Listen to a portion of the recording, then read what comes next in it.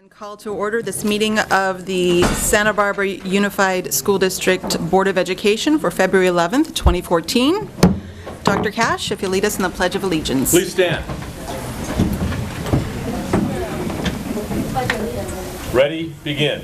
I pledge allegiance to the flag of the United States of America and to the republic for which it stands, one nation, under God, indivisible, liberty and justice for all.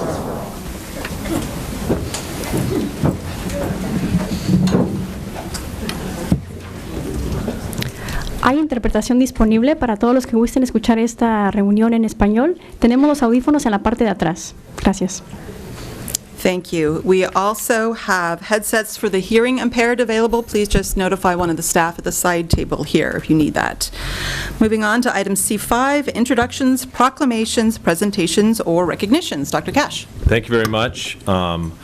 We have our student reporters here, Cam De La Cruz and Jessica Bexa from Santa Barbara High School, and they're here to give the student report.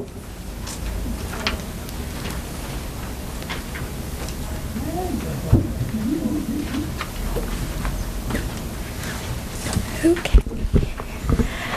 Well, as he just said, we're from Santa Barbara High School, and I'm Cam, and this is Jessica.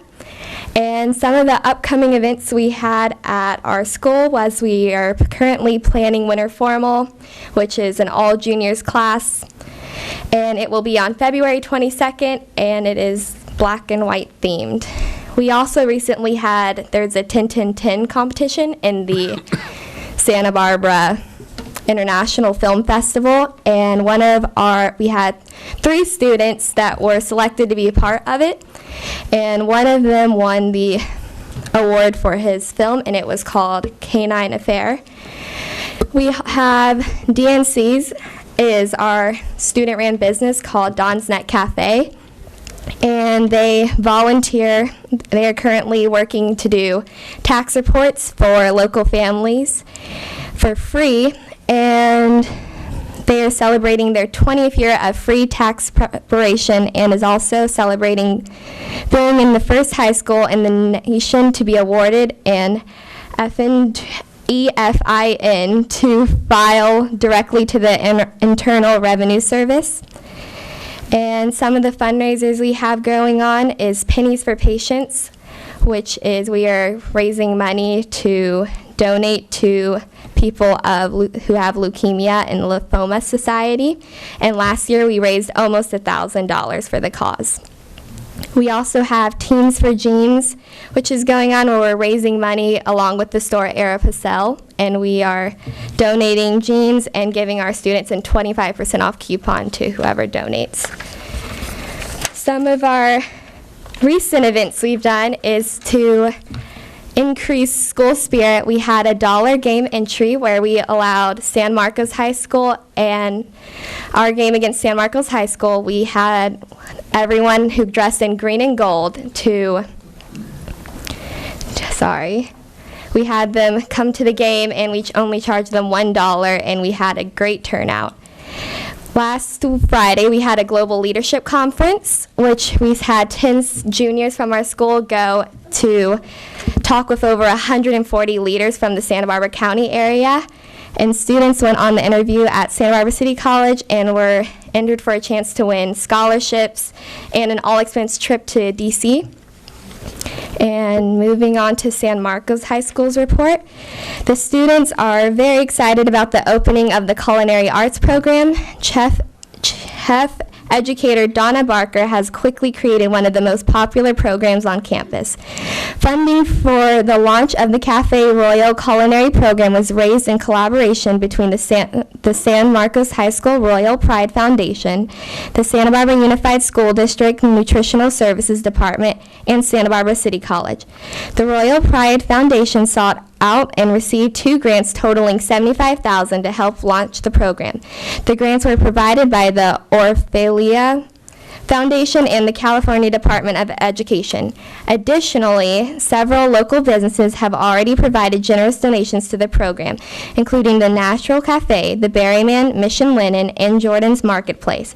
Mrs. Baker is continuing to work and seek out additional local food services establishing to provide support for the program and offers students summer intern job opportunities to apply the skills they have learned.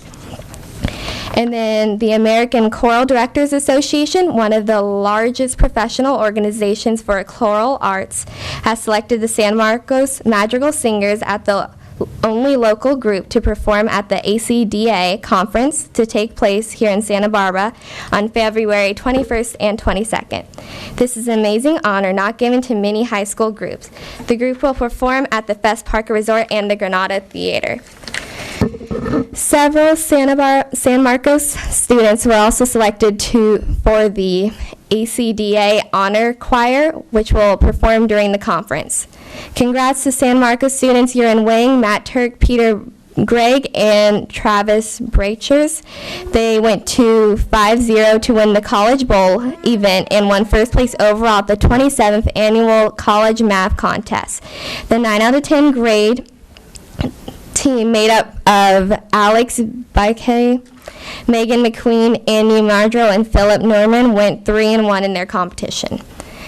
Congratulations to Barrett Clawless and Alex Zahner for winning the Goleta Lions and the Host Lions Club speech contest, the community service.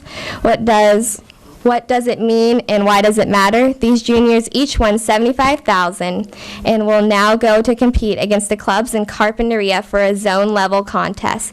Alex Barrett had the opportunity to compete for over a $21,000 scholarship.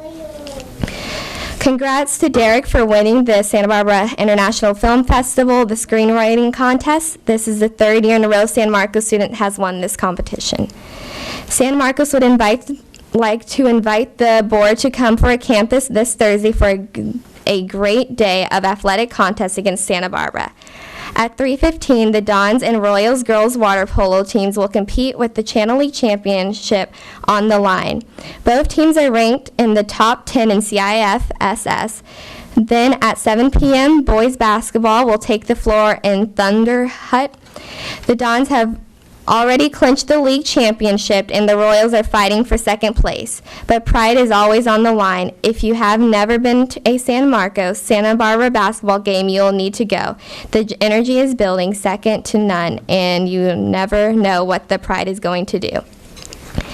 And switching to another school, Alta Vista. The Alta Vista Garden Gnomes continue to meet on Wednesday of each week to study sustainably and horticulture while growing delicious crops such as kale and carrots. Quetzal will be traveling to the Hearst Castle to the end of the month. Quetzal uses a blended curriculum of project-based learning and online instruction. This field trip is the culminating event in their study of the science and history of William Randolph's Hearst property.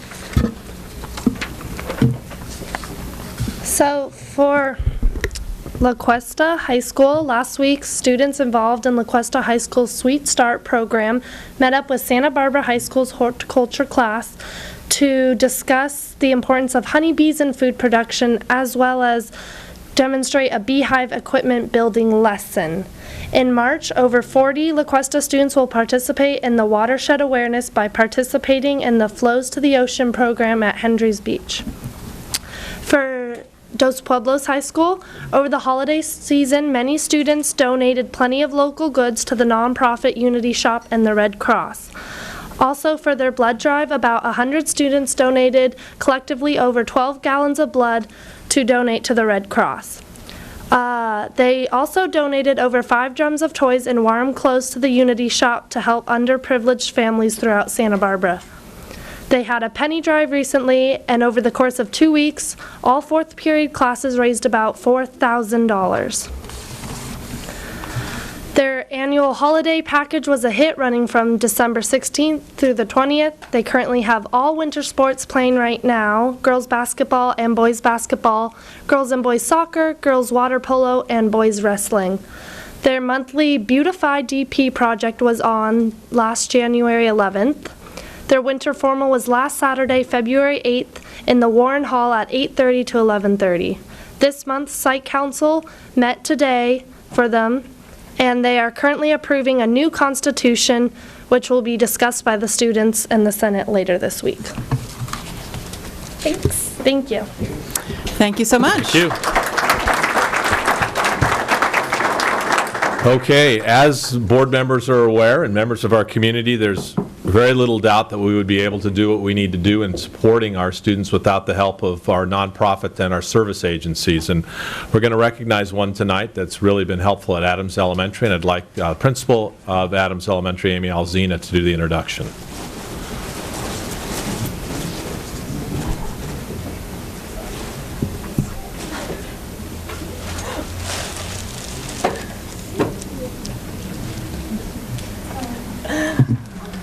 Well, I would like to introduce our Rotary North Club members. So if you're a partner of the Rotary North, if you could come to the front, please.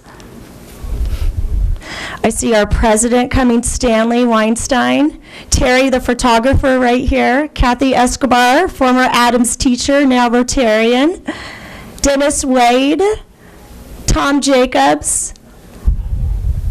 Thank you. It's been such an honor. This is my 5th year as a principal at Adams Elementary School. So 5 years ago, we were celebrating 20-year anniversary, and now to have 25-year partnership is just such a joy and delight. We would not be able to do what we do without these gentlemen and lady with us. And what they do is they volunteer thousands, literally thousands of hours to our students and to our community by building our Orphala Foundation's garden that's out there, a long jump pit. Last year we received over 1,000 books because of the partnership from the Southern California Rotary Association came down. They built over 200 Reckon Racks that we use those for the Common Core mathematics standards. This year over 300 clipboards for our students. Stanley, the president, comes to our library weekly and distributes books. Dennis Wade, raise your hand, Dennis. I think he's a staff member always on campus. And Tom, raise your hand. Tom has created a program, a Rotary, Adams Family of the Month, where Adams Family is highlighted for the service that they do to Adams Elementary School, and they are invited to come to the Rotary Luncheon at Harry's, and they are recognized for their service to Adams Elementary School with a plaque and a certificate each month for their hard work. And again, I'm just so humbled by their just their hearts of gold. They're genuinely people that want to serve and want to help others, so thank you for your support.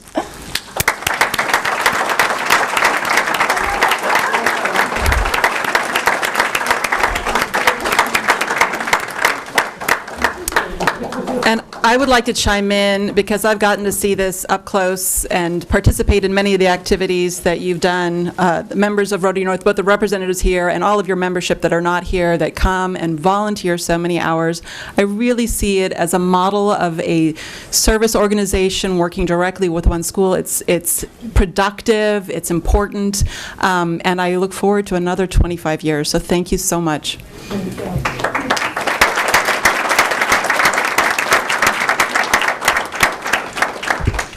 Okay.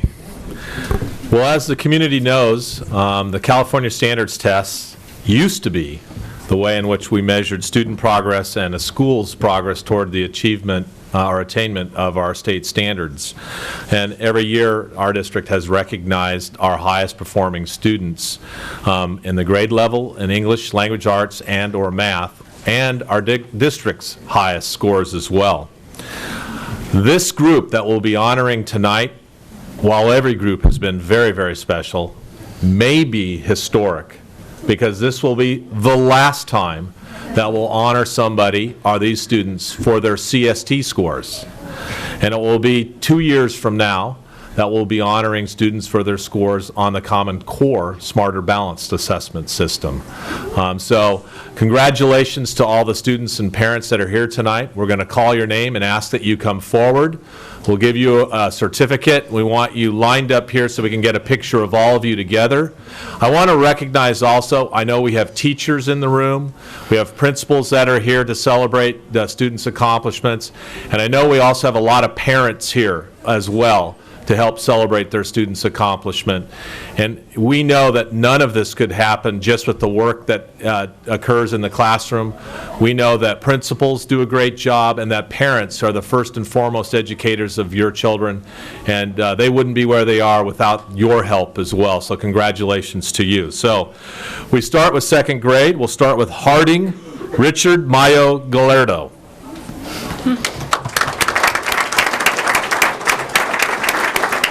Adams Elementary, Nicola Parker.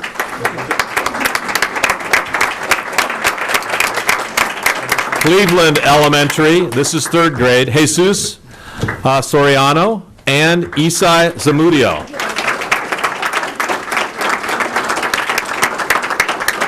From Franklin Elementary, Larry Bermudez. From Monroe Elementary, Leah Burdett.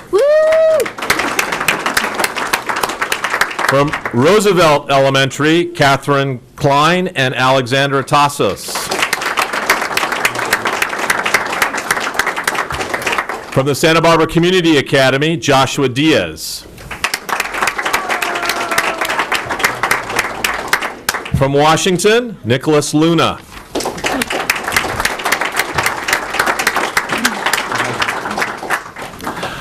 Grade 4, from Washington, Simona Zanunas. Grade 5, Open Alternative, Joaquin Tonkin Lopez, and today's his birthday.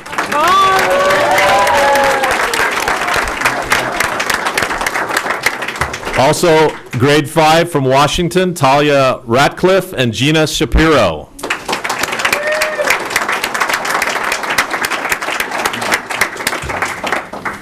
Grade 6, she's now at Santa Barbara Junior High School, was at Roosevelt, Claudia Brewer.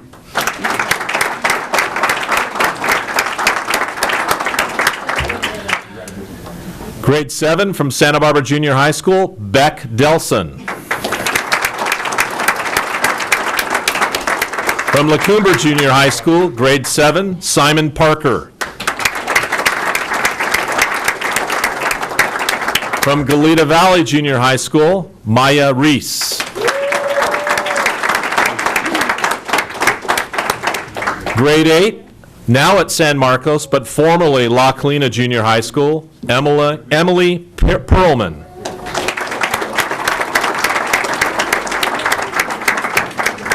Grade 9, Dos Pueblos High School, Catherine Wang.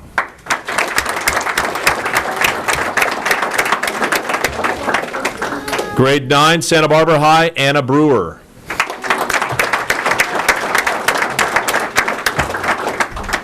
Grade 10, Dos Pueblos High School, Adam Day.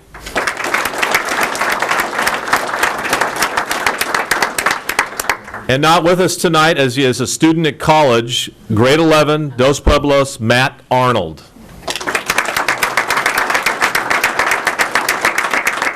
Congratulations to all of our students, and I know our board members would like to extend their thoughts and congratulations as well.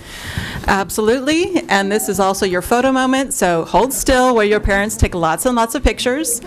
Another thing I'd like to share with you is that on Saturday at 5 p.m. you will be on TV, Channel 18, so if you'd like to see your smiling faces, so many congratulations to you.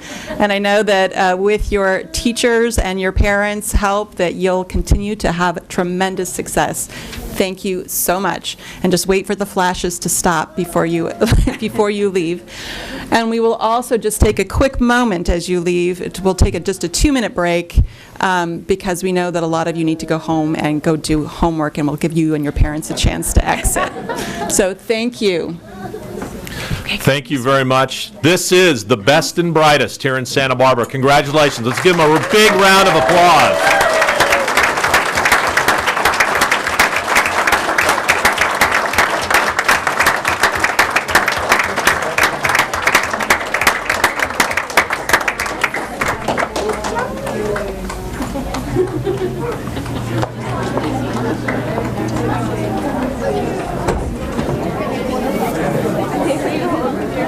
we're still on items C5 and C6, the superintendent's report. Thank you very much, President Parker.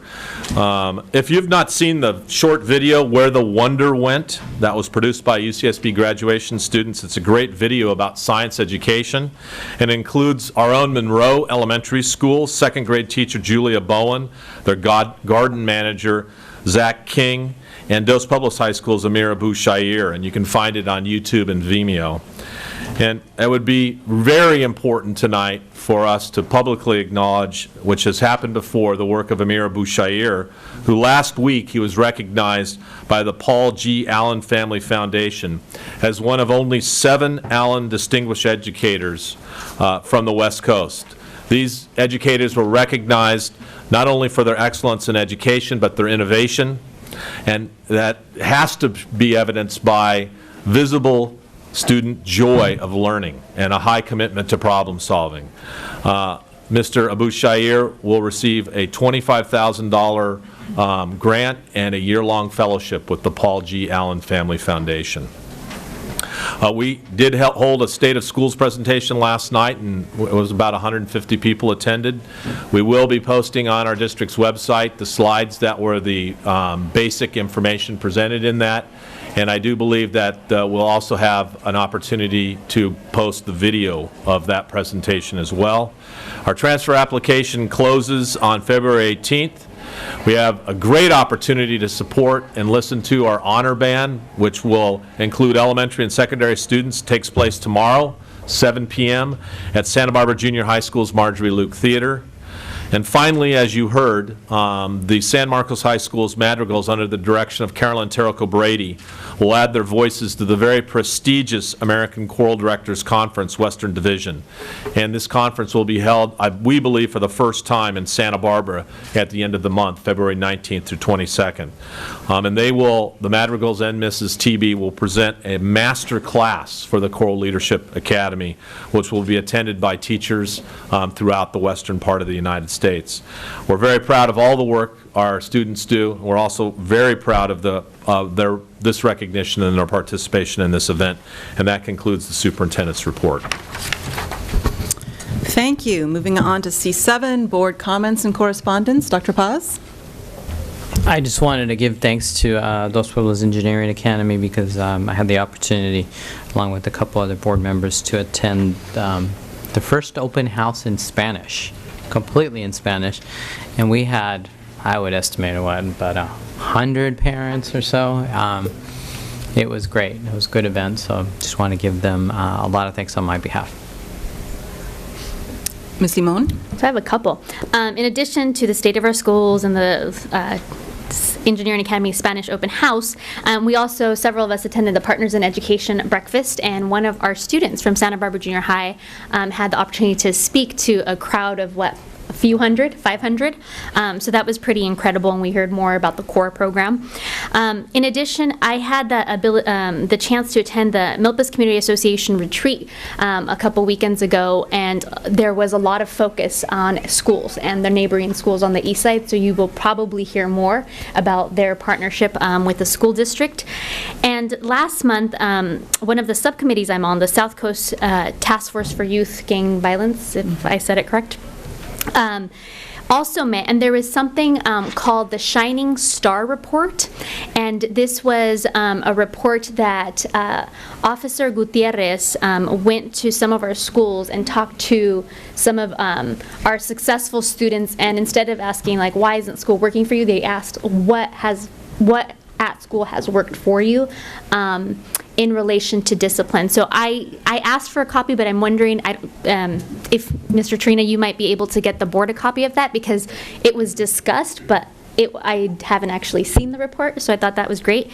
And finally, I just wanted to share with the board that I have been appointed to the California School Board Association Legislative Committee. So it's a committee, about 15 school board members in the state of California that advise, create, and think about policy at the state level. So my first meeting is in Sacramento next Friday. So I'll keep you updated on that, how that goes. It looks like I'm the only representative from at least the Tri-County area. So, yeah. Great. Anything else? All right, we will move on to C8, the announcement of closed session action. In closed session today, we did not take any action. We will take action on B1, student discipline petitions for readmission of expelled students, but we will be doing that on our action agenda. And then finally, we're on to C9, public comments for non-agenda matters within the jurisdiction of the Board of Education. We have 3 requests for public comment. I'll read all 3 names, and when your name is up, come to the podium, and you have 3 minutes. If any of you, let's see, okay, we'll just, Carmen Manzanares, followed by Gabriela Dorado, followed by Jose Villaguenas. And if any of these are being translated in 2 languages, you will get 6 minutes instead of 3. Buenas noches. Buenas tardes, perdón. Miembros de la mesa directiva y administradores del distrito escolar y a todos aquí presentes. Mi nombre es Carmen Manzanares y yo asisto a la clase de Padres Adelante en Santa Bárbara Junior High. Soy madre de familia de 2 lindas hijas, una en grado 10 y la otra en primer grado. Doy gracias a los programas escolares que benefician a nuestra familia y a sus hijos. La razón que estoy aquí presente ante ustedes es para pedir que el distrito en su planificación utilice los fondos del control local para proporcionar más tutoría en más escuela, porque como ya sabemos hay una brecha educativa en nuestra comunidad y queremos que todos los alumnos puedan lograr un rendimiento mejor y tener un mejor futuro. Ya sabemos que cada escuela tiene que decidir cómo va a usar los fondos que reciben del Estado y por esa razón queremos asegurar que no vayan de proveer apoyo a los estudiantes por medio de tutoría para mejorar su rendimiento académico. Muchas gracias por su atención y buenas noches a todos. Sal Guareña, lead instructor for the Padres Adelante class at Santa Barbara Junior High School, and I'll be interpreting for Mrs. Manzanares. Good evening, members of the school board, district administrators, and all those present. My name is Carmen Manzanares, and I am attending the Padres Adelante class at Santa Barbara Junior High. I am the mother of 2 beautiful girls, one in the 10th grade and the other in the 1st grade. I'd like to say thank you for the school programs that are benefiting our families and their children. My reason for coming before you is to ask that the school district, in planning for the local control funding, that it provide more tutoring in more of the schools, because as we all know, there is an academic achievement gap in our community, and we would like for all of our students to have a higher academic achievement and a better future. We know that since each school must decide on how it will use the funds received by the state of California, for this reason we want to ensure that the schools do not fail to provide support to the students through tutoring programs that will help raise academic student achievement. So thank you for your time and for your attention, and may you all have a good evening. Carmen Manzanares. Thank you. Gabriela Dorado. No, they're BMI. Buenas tardes a todos los miembros de la mesa directiva de nuestro distrito escolar y también a todos los aquí presentes. Mi nombre es Gabriela Dorado y vengo representando la clase de Padres Adelante de Santa Bárbara Junior High. Yo soy madre de familia de 2 hijos, uno en Santa Bárbara Junior High y otro en Cleveland School. Quiero tomar esta oportunidad para pedir que los fondos de la fórmula de control local puedan apoyar a todos los alumnos aprendices de inglés para que puedan ser reclasificados lo más temprano posible. He aprendido en la clase de Padres Adelante la importancia de que nuestros hijos sean reclasificados para poder tomar clases regulares. Esto es importante para que sean realmente preparados para ir al colegio o a la universidad. Como madre latina, no quiero que ningún niño aprendiz de inglés se quede atrás. Por eso les pido apoyo para darles todas las herramientas necesarias para que lo puedan lograr y puedan cambiar así el rumbo de su vida positivamente. Muchas gracias por su tiempo y su atención. Now I'm going to do my petition in English. Thank you. Good evening, members of the school board, district administrators, and all those present in this room. My name is Gabriela Dorado, and I come representing the Padres Adelante class in ILAC at Santa Barbara Junior High. I am a mother of 2 children, one at Cleveland School and the other at Santa Barbara Junior High. I'd like to take this opportunity to request the funds to be made available through the local control funding formula be used to provide support for English learners, especially long-term English learners, so that they can get reclassified at the earliest possible date. Through the Padres Adelante class, I have learned of the importance that parents learn of the reclassification so that these students will be able to take regular classes, and later, the advanced classes that will count toward the university. As a Latina mother, I don't want any English learner, a student, to be left behind. For this reason, I ask for your support to give these students the tools they need so they can achieve and give a positive direction towards their lives. Thank you for your time and your attention. Thank you very much. Thank you. Jose Villaguenas, followed by Michael McDonald. Buenas tardes, miembros de la mesa directiva, administradores y presentes del público en general. Mi nombre es José Villagómez. Soy el padre de 2 estudiantes, uno en Santa Bárbara Junior High y el otro en Santa Bárbara High School. Vengo representando a la clase Padres Adelante de la Santa Bárbara Junior High y a ILAC. Me refiero, mi petición es implementar e incrementar programas para padres como proyectos para padres y Padres Adelante. Ya sabemos la importancia de la involucración de los padres en el logro académico de los alumnos en la escuela.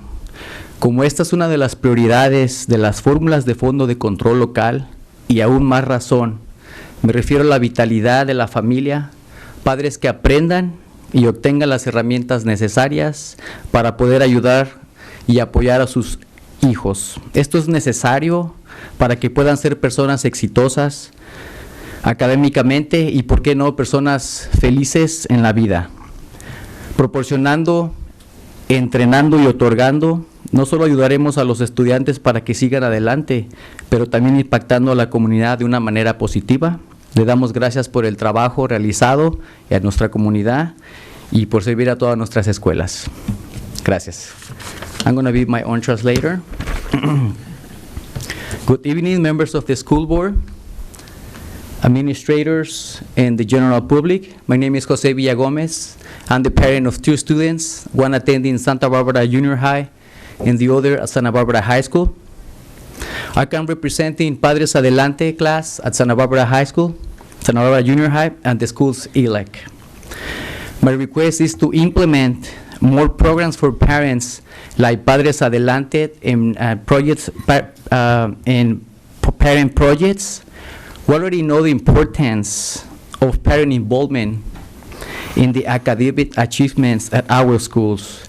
And this is one of the priorities of the local control funding formula. This is even more reasons to do so.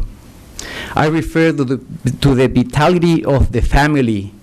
Parents who learn and acquire the tools that they need to be able to provide support to their children. This is necessary so that way they can be successful in the academics and why not become people who are accomplished and happy in life. By providing support to parents, by orienting them, training them, now we'll only be helping our students to go forward in life, but we also are possibly impacting the community itself. We thank you for your hard work in the community, and to serve all our schools. Thank you very much. Good night. Thank you. Thank you. Michael McDonald, followed by Jeanette Hope.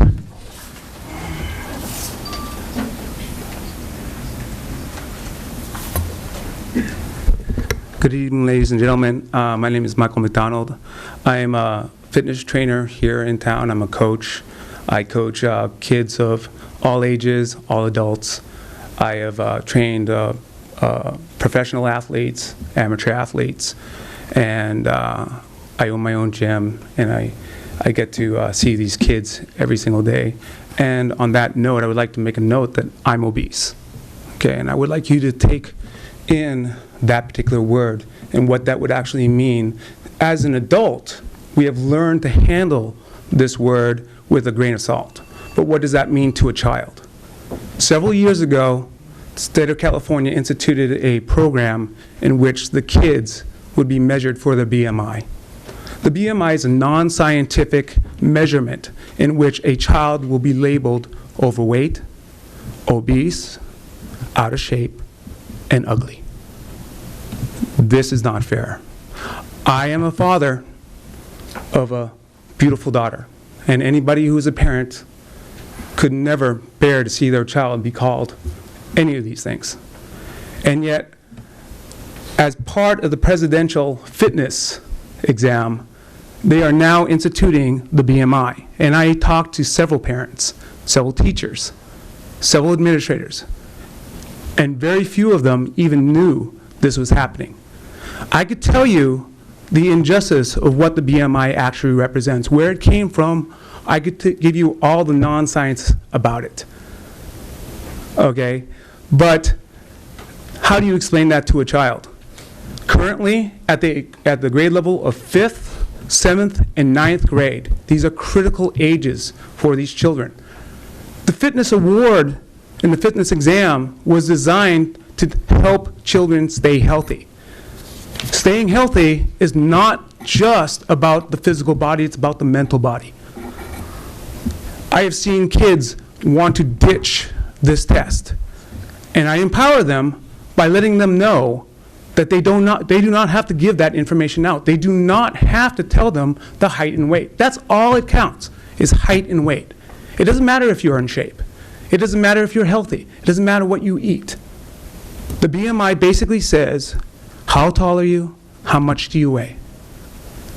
Kids mature at different levels. They mature at different ages. A kid that looks one way one year is going to look completely different another year. What I'm asking members of the board is, I realize that your hands are tied with the state of California mandate. Inform the parents, inform the teachers, allow them to opt out as I have. Thank you.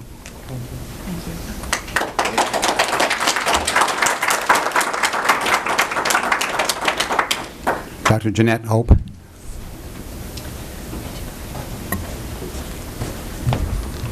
Hi, I'm Dr. Jeanette Hope. I'm a family practice and environmental medicine physician and the parent of an 8th grade daughter.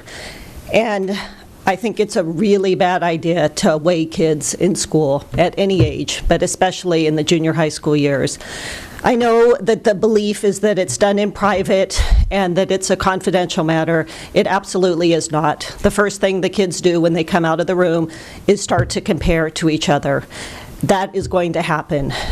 This occurred last year with no notification whatsoever to parents. Next thing you hear, everybody's talking about the weight. Kids of that age, both male and female, are very sensitive to weight and very susceptible to being triggered into unhealthy behaviors to manage their weight. They can find no end of material online that will, teach them how to do fat burning and other dangerous things. And I would urge the district to, if they have no option of eliminating the BMI measurement, at least notifying parents and students in advance so they have an option to do something about it. As Mike said, this is not a scientific measure, and it's controversial. It is used in medicine. It's very controversial to be used in a school setting like this. Arkansas implemented it. They were the first state. They did 5 years of this in a row. had absolutely no change in obesity rates, and one of the original senators who endorsed it withdrew her support because of that. The doctor's office is the place to discuss weight. Every human, child or adult, knows where they stand weight-wise, and this, I don't think anything is gained by this. Another point that he made indirectly by stating he was obese is that most athletes, most professional athletes, certainly in certain sports, will be obese because they're muscular. In fact, one state withdrew their support of this because muscular athletes are technically obese because, as he stated, it measures height and weight. It does not measure physical fitness. It does not measure health. It does not measure lifestyle habits, which are the things that we're interested in measuring. And due to the fact that there's so much risk to doing this, and to date, no valid scientific gain of doing this in schools, I would urge that whoever thought it was a good idea withdraw it, but until we're able to do that, at least give an option to not be part of it. Again, I think people can discuss that with their physicians. Most children do see their physician with some regularity. It's a very, very delicate topic in a doctor's office. It's certainly not something for the playground. So that's all. I would just encourage you to put this on your radar and do what you can. I believe it happens around this time of year, so it may be somewhat time urgent. And thank you very much for your time. Thank you. Thank you.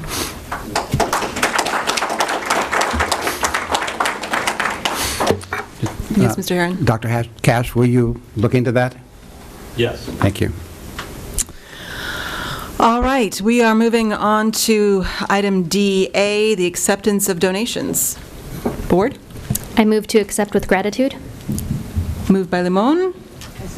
And seconded by Idelson. All those in favor? Aye. That passes unanimously. And then the consent agenda. Are there any items that members would like to pull? F6. Pulling F6, which is the approval of Resolution 2013-2014-32, the lease back for San Marcos High School HVAC. So we will come back to that later. Anything else? All right, can I have a motion then? Dr. Paz. Make the motion to approve the consent agenda with the removal of F6. And seconded by Idelson. All those in favor? Aye. The consent agenda passes with the exception of item F6. All right, we will now move on to the action agenda. First up is item G1, the approval to change the regularly scheduled board meeting in November 2014 to November 18th, 2014, commencing at 6:30 p.m. for open session. That is strictly because we have a conflict with Veterans Day the previous week, which would be our normal meeting day. So is there a motion? So moved. Second? Second. All those in favor? Aye. Aye. That passes unanimously. Item G2, board action on petitions for readmission of expelled students, 2 cases, 2011/12-29 and 2012/13-18. Mr. Herron? I move that the petition for readmission in case number 2011/12-29 be denied. I second it. All those in favor? Aye. The denial is passed unanimously. I move that the petition for readmission for case number 2012/13-18 be approved. Motion by Mr. Herron. I will second that. Seconded by Limon. All those in favor? Aye. All right, that admission is approved. All right, moving on to item G3. This is the 2014 CSBA Delegate Assembly vote. We have one person on the ballot. This is essentially for the North County of our CSBA, our California School Boards Association region. And it's Jack Garvin from Santa Maria Joint Union High School District. Do we have a motion? Make a motion to approve. Do we have to approve? Approve the Jack Garvin as delegate to Subregion 11A of the California School Boards Association? So moved. Second.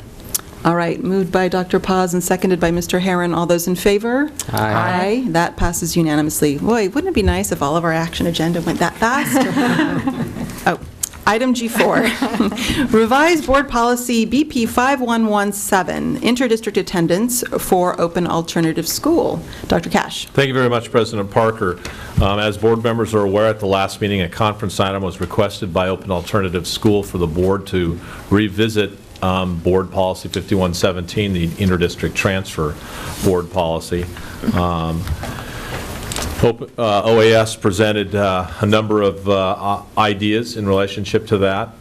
In response to those ideas and in response to thinking about it in conversations with staff here at the district as well as local superintendents, you have before you 3 potential options for a possible revision of BP 5117. I'll remind, I'm certain I don't need to remind you, but I'll just say it publicly, these were just options, suggestions. It's been my experience with this school board that it's a very intelligent, creative, and thoughtful group. And so staff is willing to answer questions, and will take any direction that you would give us in relationship to this board policy revision. All right, and I'm wondering if we can have the attachment up on the screen. And we have at least a couple of public comments on this. Board, would you like to hear from the public first? Well, my question is, Mark Chitello is here, but he's probably speaking on behalf of the item itself, so I don't think he has a limit of 3 minutes. And we also have one other, so do you want to wait, Mark, and talk after the... At the President's discretion, I can speak now, or... Why don't we go ahead and give you 3 minutes and then pull you up for questions if we have them, and we'll allow you to respond as needed.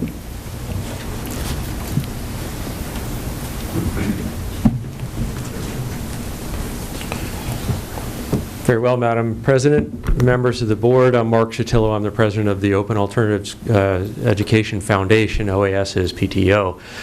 We submitted a letter to you. I submitted a letter earlier, late last week, in response to the proposed options. I'll speak directly to that first. While we very much appreciate the back and forth and the opportunity both to share our concerns and to hear what the concerns were of the district, we've narrowed our request somewhat in order to meet what we see as a short-term problem. There are really 2 sets of issues, short-term and long-term. And as we face fall of 2014, we need to address on the short term our need to try and fill the K-1 class and start the process of repopulating our school and expanding it. There's some longer term issues with respect to the Hope School District and the neighborhood school issues, which I think may be just more than we can wrestle with at this point. I think that there's some additional data and study that would be helpful to be able to inform what's the best way to go about that. And I want to underscore the fact that OAS is not taking this as a situation or a problem we're looking to you to solve. We're working very hard on solving it ourselves, on increasing our recruitment, enhancing our outreach. What we need is not a hand out, but a hand up to assist us both in terms of your staff support for our efforts. And as you know, it's a very dynamic time at OAS right now with Mr. Torina serving as interim principal. And we're really eager to try and move forward and reestablish OAS as a district school. But at this time, what we really need are some assistance in being able to fill these classes. We're constantly receiving expressions of interest from families that are outside of the district. Right now we have 2 from Hope and 4 from the Goleta school districts that are interested in attending next year that are in those lower grades. Those are our highest priorities for using any discretionary inter-district transfers that your board might approve. We would also ask that you look at possibly extending it. We appreciate the enrollment period extension till March, but the reality is we get students coming in up till the day of the first day of school. And if we have any remaining IDTs available, we would like to be able to have those to be used up until that time. And that does give us the chance to fill that class as best we can and make sure that our student population and school population is as robust as possible. And as to some of those other long-term solutions, we do want to continue our good relationship working with Dr. Cash and the administration to try and find the solutions that will make OAS really work and serve the district, and as well as serving the larger educational community and providing a great education for our kids. So thank you for the opportunity to address this in your consideration. Thank you, and we'll pull you back up if we have questions and interactions as we're having our discussion. Thank you. Thank you, Mr. Chitillo. Rebecca Gutierrez.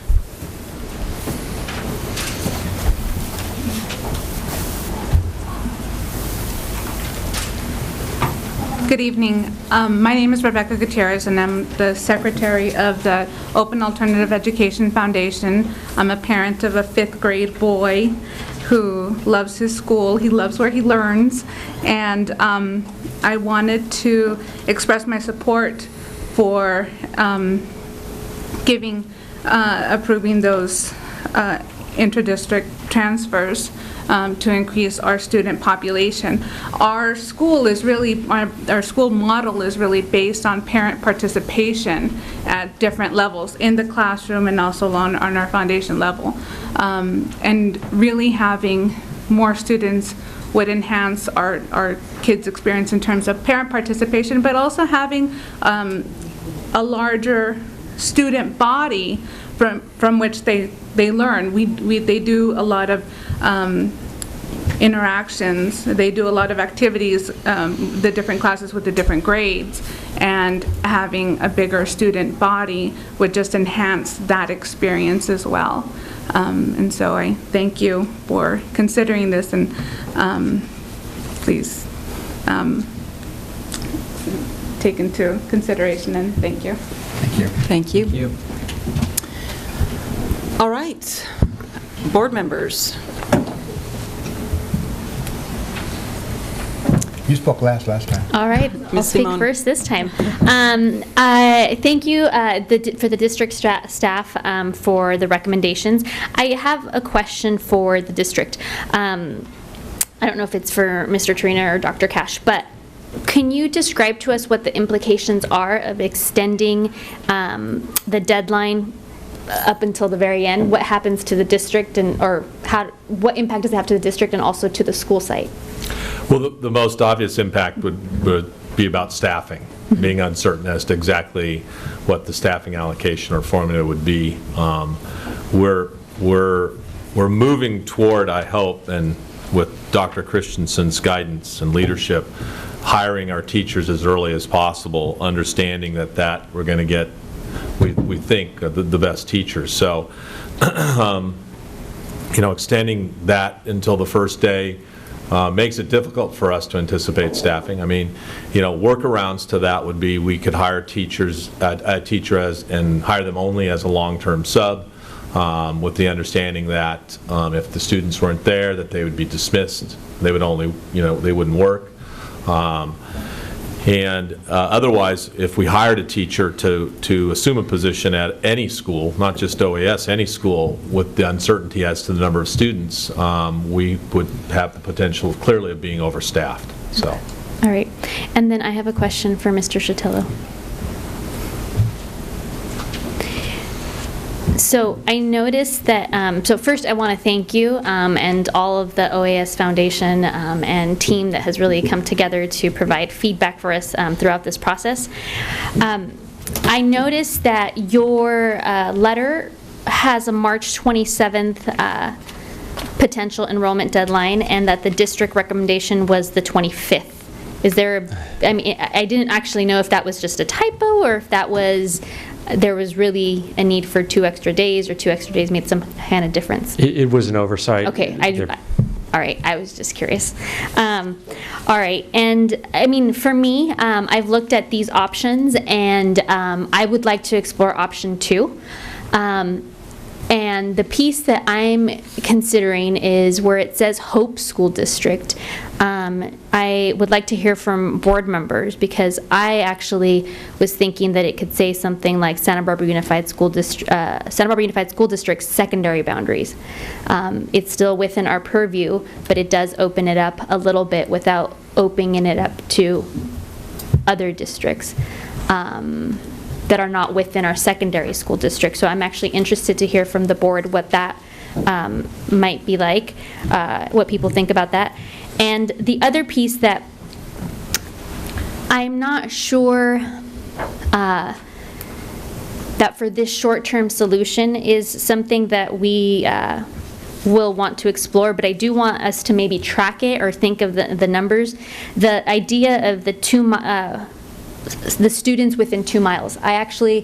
I don't know if this particular time is the time to kind of try to squeeze that in, but I actually think it would be good information if there is a way to track that. Are there students within 2 miles that are attending? Would they go? And I think that that's more for long term. I think there is something to be said about the neighborhood school model, but it's not clear to me that whether or not that's an issue. I don't know how many families are within 2 miles, and if there are a lot of families who come to us within 2 miles that want to be part of OAS but can't. So I think that that's just information that if there was a way to track, I would love to actually see in the future. But that is actually where I'm at right now. So, yeah. Dr. Paz?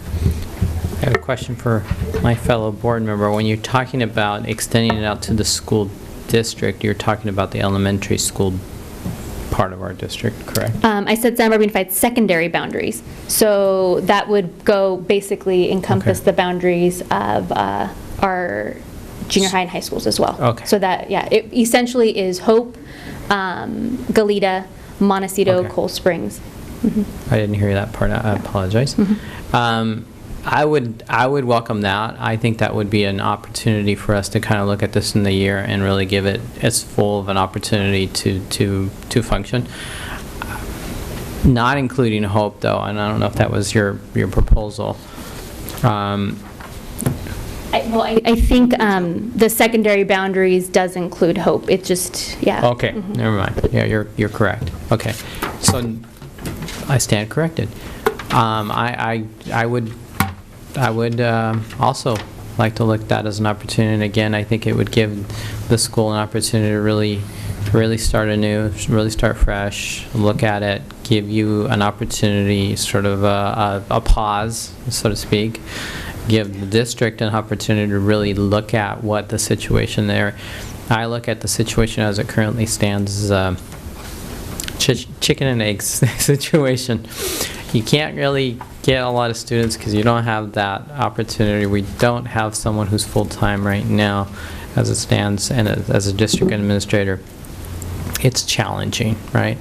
I don't see Mr. Torina having that much of an opportunity to go out and, promote and outreach to the school, given his other responsibilities, and I think he's a very capable person, but I don't see him working 48 hours in a day, so I think that would be really challenging for him to do. So I look at this as an opportunity really to give the school a real test period, really focus in on that outreach, see what the demographics come back looking like in terms of your outreach, and really see if you can really focus within I would even say, have that as an opportunity, but really try to focus in on our elementary school boundaries and see if you can draw more students from that part of our school district boundaries and really implement a really good outreach plan for that part. Yes, giving you a little more of a cushion in terms of the entire school district boundaries, but if you focused on that, that would be great to see a year from now. Did it work? Did it not work? And what was the result of that? Any other board members? Yeah. Ms. Idelson? This isn't going to be the popular view maybe, but I have concerns. I'm looking at this as a year at a time, and I know children and communities and families are a long-term endeavor. And I know, living in this community the many years I've watched school districts invite students in when they were, a different format of funding, and then turn them away. And in the duration of this issue, coming to our board, I've talked to some of those families that had that personal experience.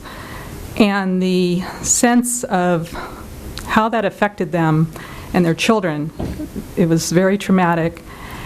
And that brings me to this issue. I feel we're looking at this as a 1 year at a time, and resources are tight for all schools.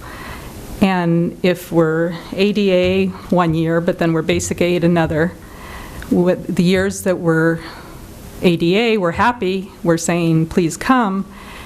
And then the years when we're basic aid, we're saying, wait a minute, hold up the trail, or and I see that as a real struggle. I see when the years that we're basic aid, having students that are not our district per se, we're taking resources from those that are.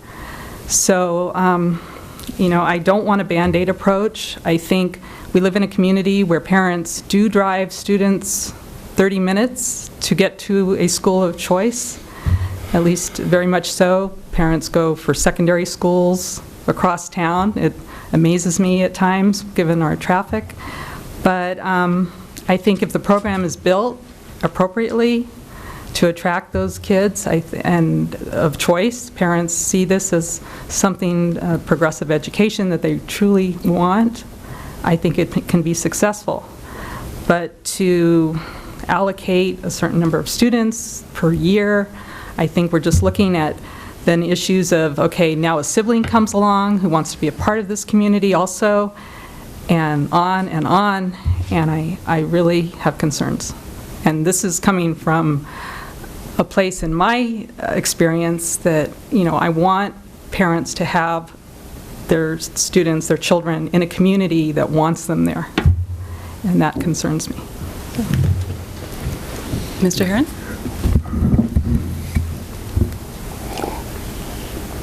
Several of the things that Mrs. Idelson mentioned are dear to my heart also. We lived through, Mrs. Park and I, having to tell parents it didn't matter what all your principals said.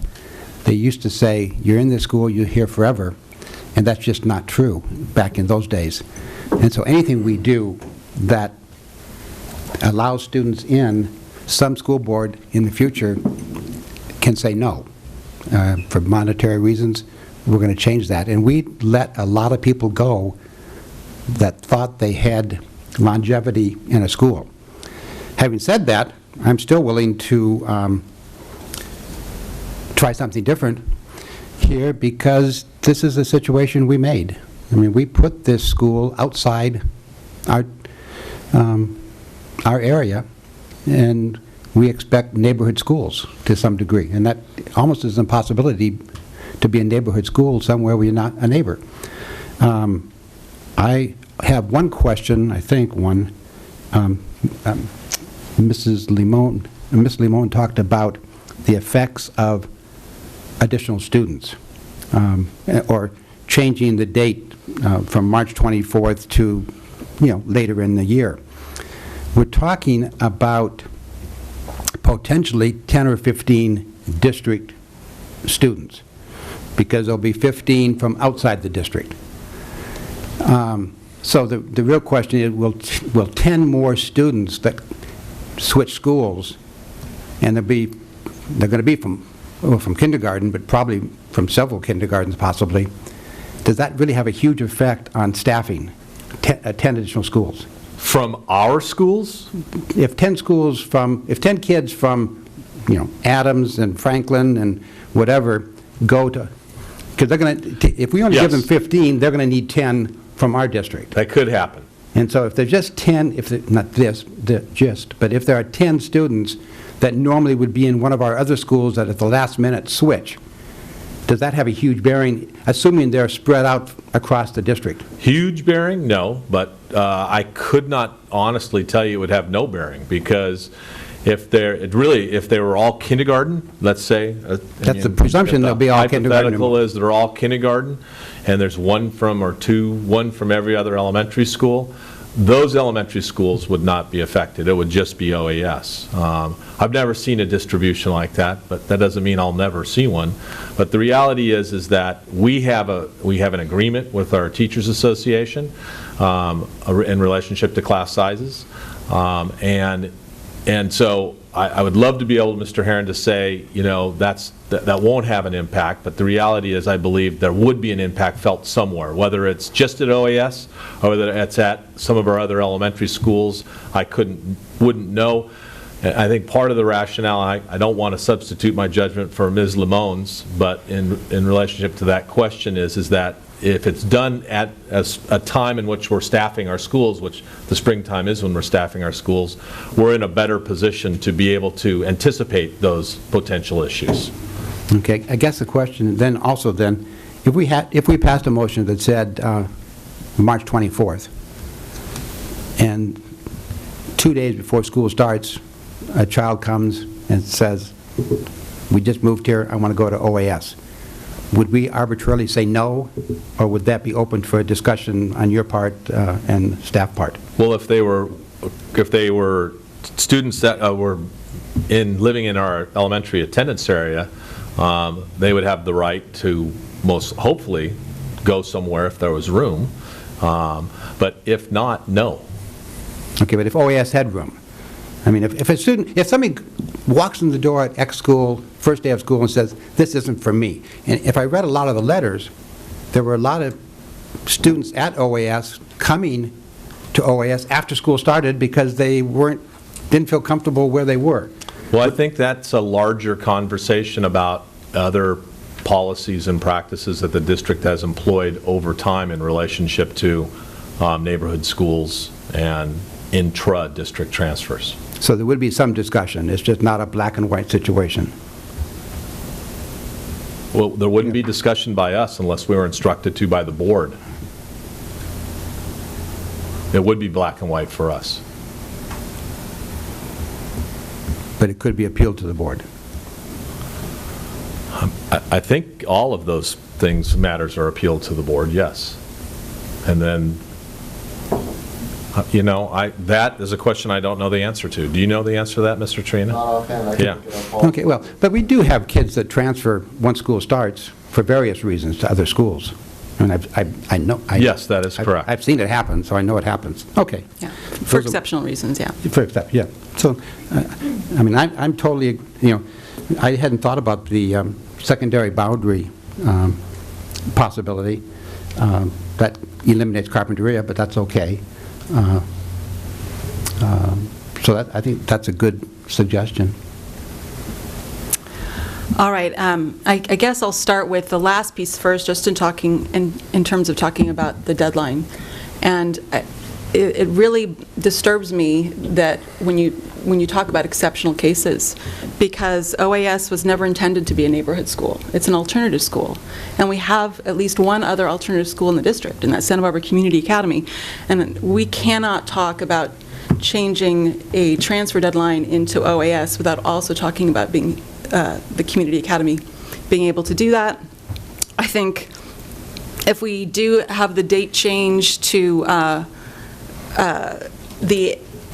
the end of March, I mean, even that I struggle with. I know that the Community Academy generally doesn't have space, and so it's not really going to be an issue for them that they will get the students from within our district.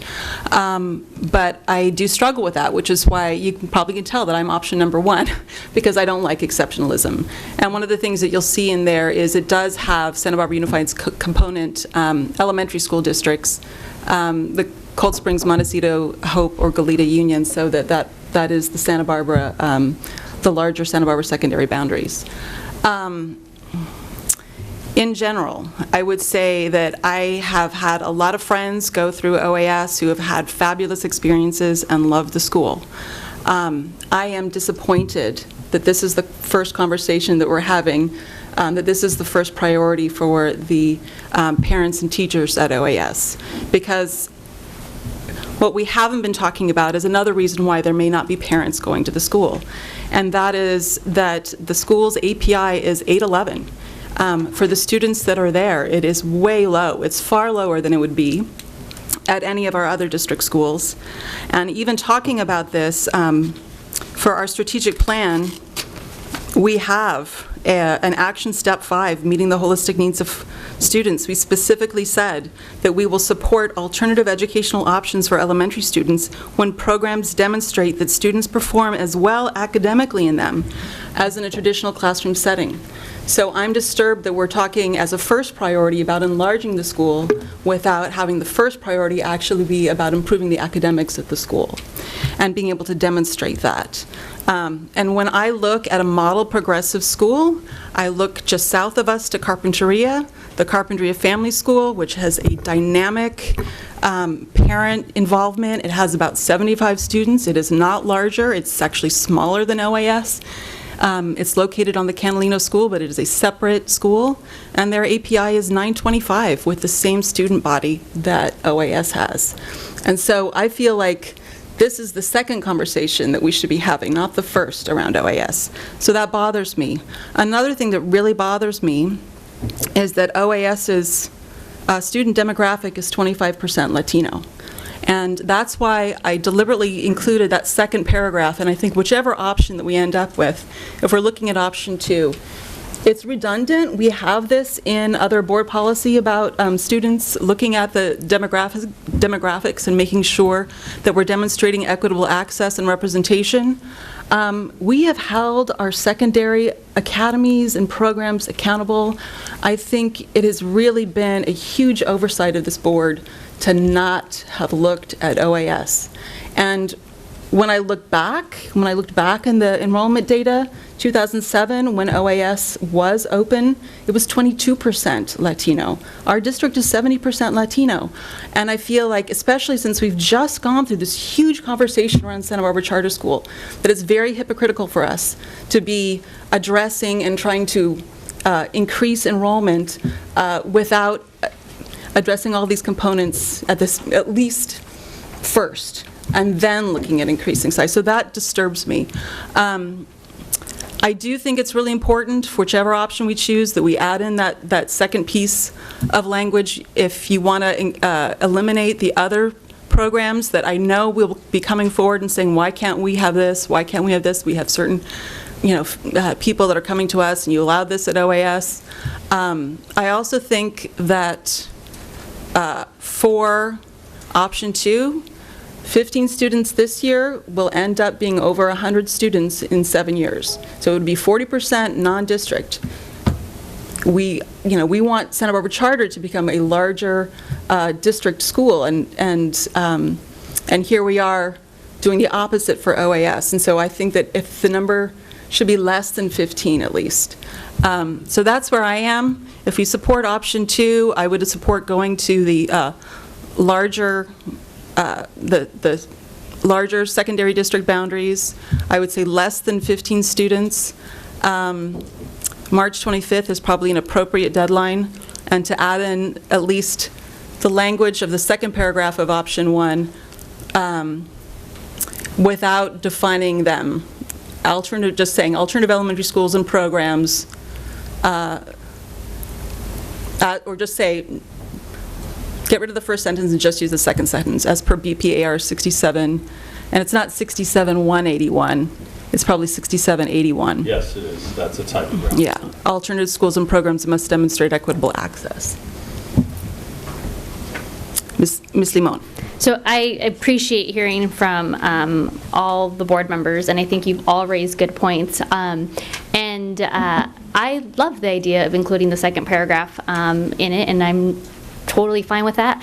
And here, I think Mr. Herron made a couple points that I want to really highlight, because one is that this decision is a one-year decision. So it's not going to be here forever, and it may very well be the case that a new school board in November and next year, who knows, can actually change our decision. So I think that needs to be understood by everybody. But the second piece is, we talked about the Carpinteria Family School and the Santa Barbara Community Academy, and I don't think that OES is the same. And the reason I don't think OES is the same is because the students around those schools can actually go to the school. And that's the piece that's so unique for me in this particular case, where we've already made an exception. If you live around OAS, you can't go there. You have to drive further. And so, I appreciate what's being said, but I need to recognize that that those two schools are not necessarily at the same level of, I think, in the same level so that we can compare them. And that's the piece that's been very hard. And in part, I think this may be the first formal conversation that we're having about this particular policy change, but I've been on the board 3 years, and this has been an issue raised for 3 years, and I actually went back and did a search. Thank you, some of the parents, for sending me emails, because I did a search and I realized that I had some parents who have been emailing me for 3 years about this issue. So I think it's tough that it's fairly coming to us in a formal capacity, but I think informally this is, it's been brought to our attention. The other piece I feel is that this is a short-term solution, but I think I know I have had conversations or email exchanges with folks from OAS, and one of the things I've brought up is that it can't be just the district bend all the rules. Like, some of this has to be, why are we having such a hard time recruiting students from the elementary school district? And I have gotten a lot of open reception to really exploring that as well, because that's another question I have. Why is it so hard to recruit students from our elementary school district to OAS? Why do we have to go outside?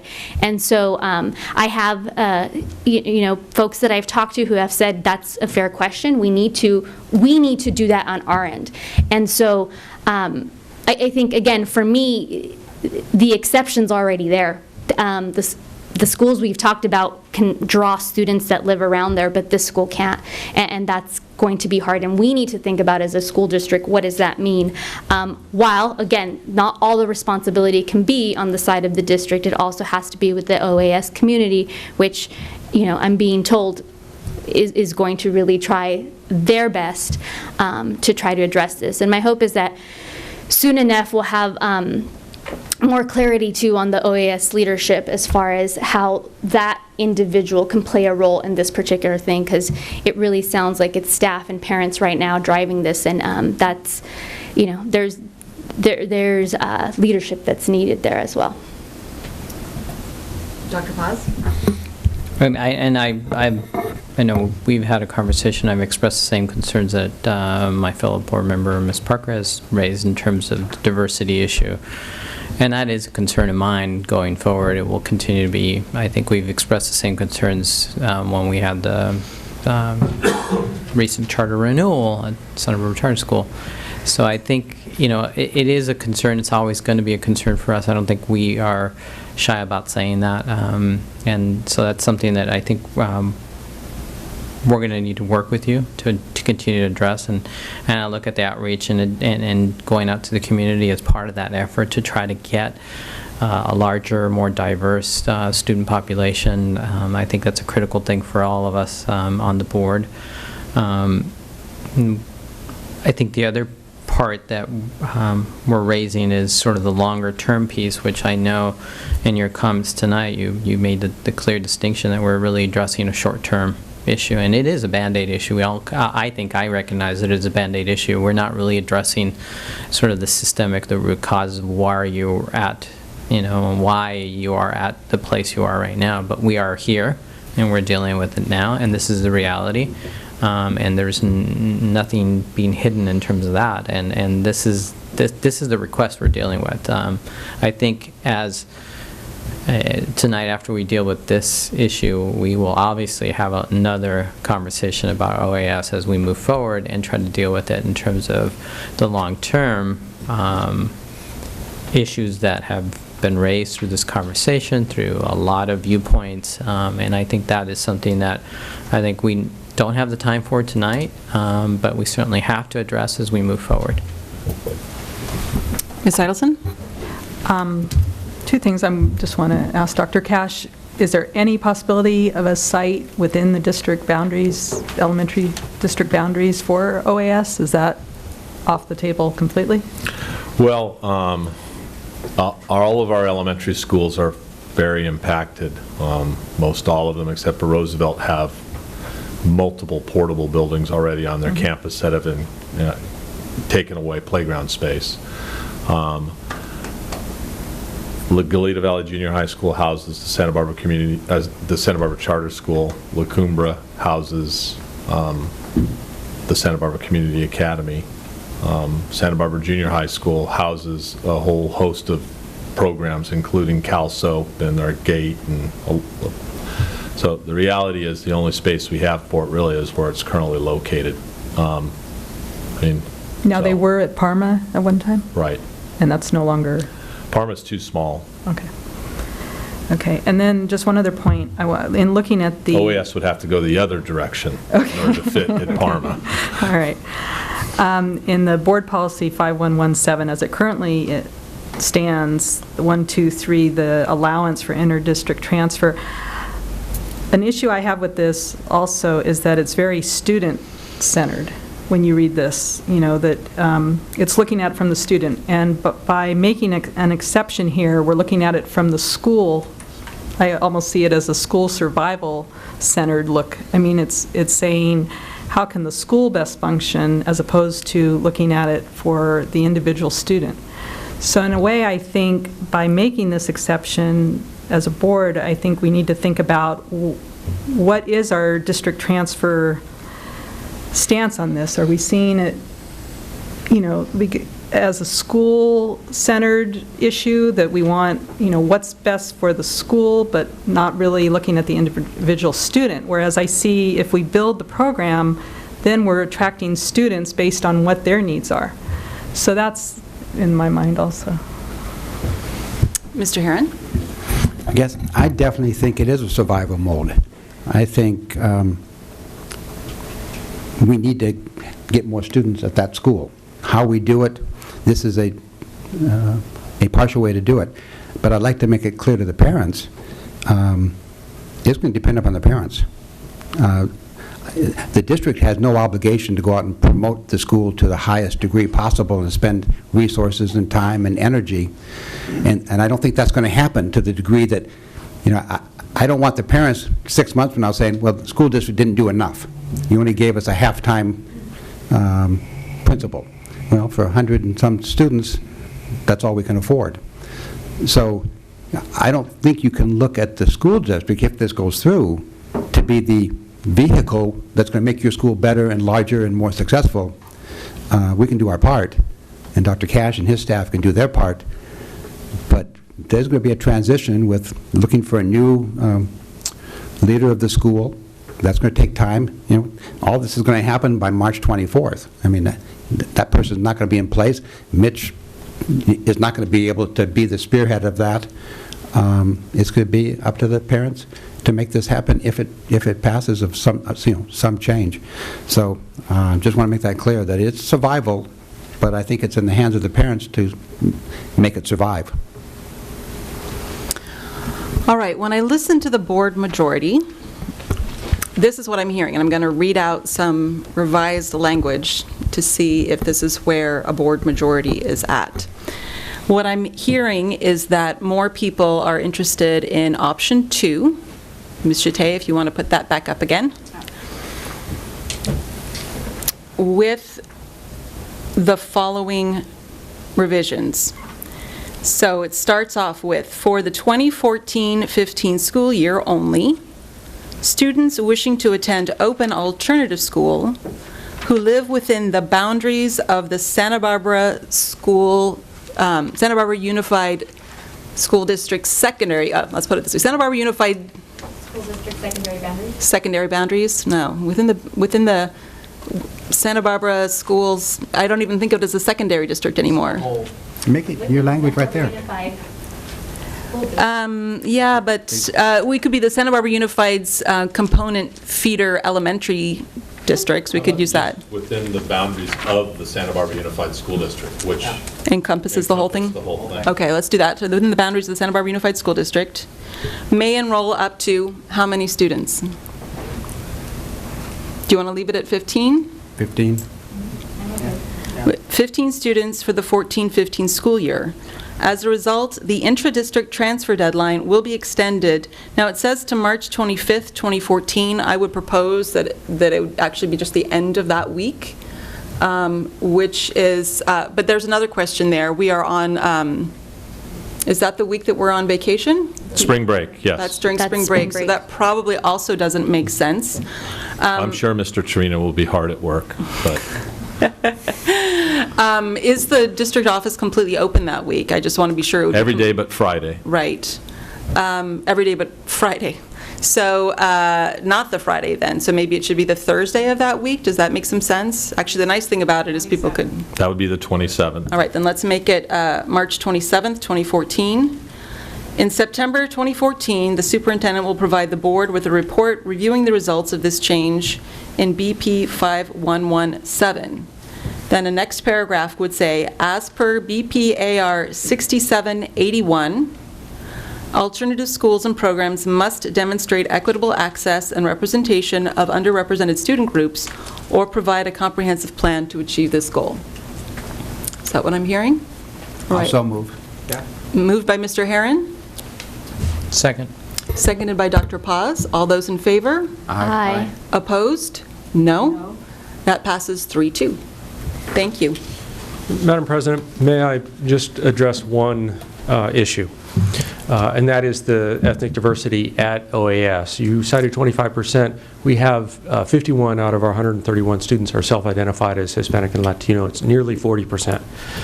So I just thank you. Want to make sure that you understand that we have a commitment, and I would be remiss if to my colleagues had I not corrected that, because this is important to us as well. So thank you very much for your consideration and your support, and I think everybody at the OAS community really appreciates your work and your support of our needs. Thank you. Thank you.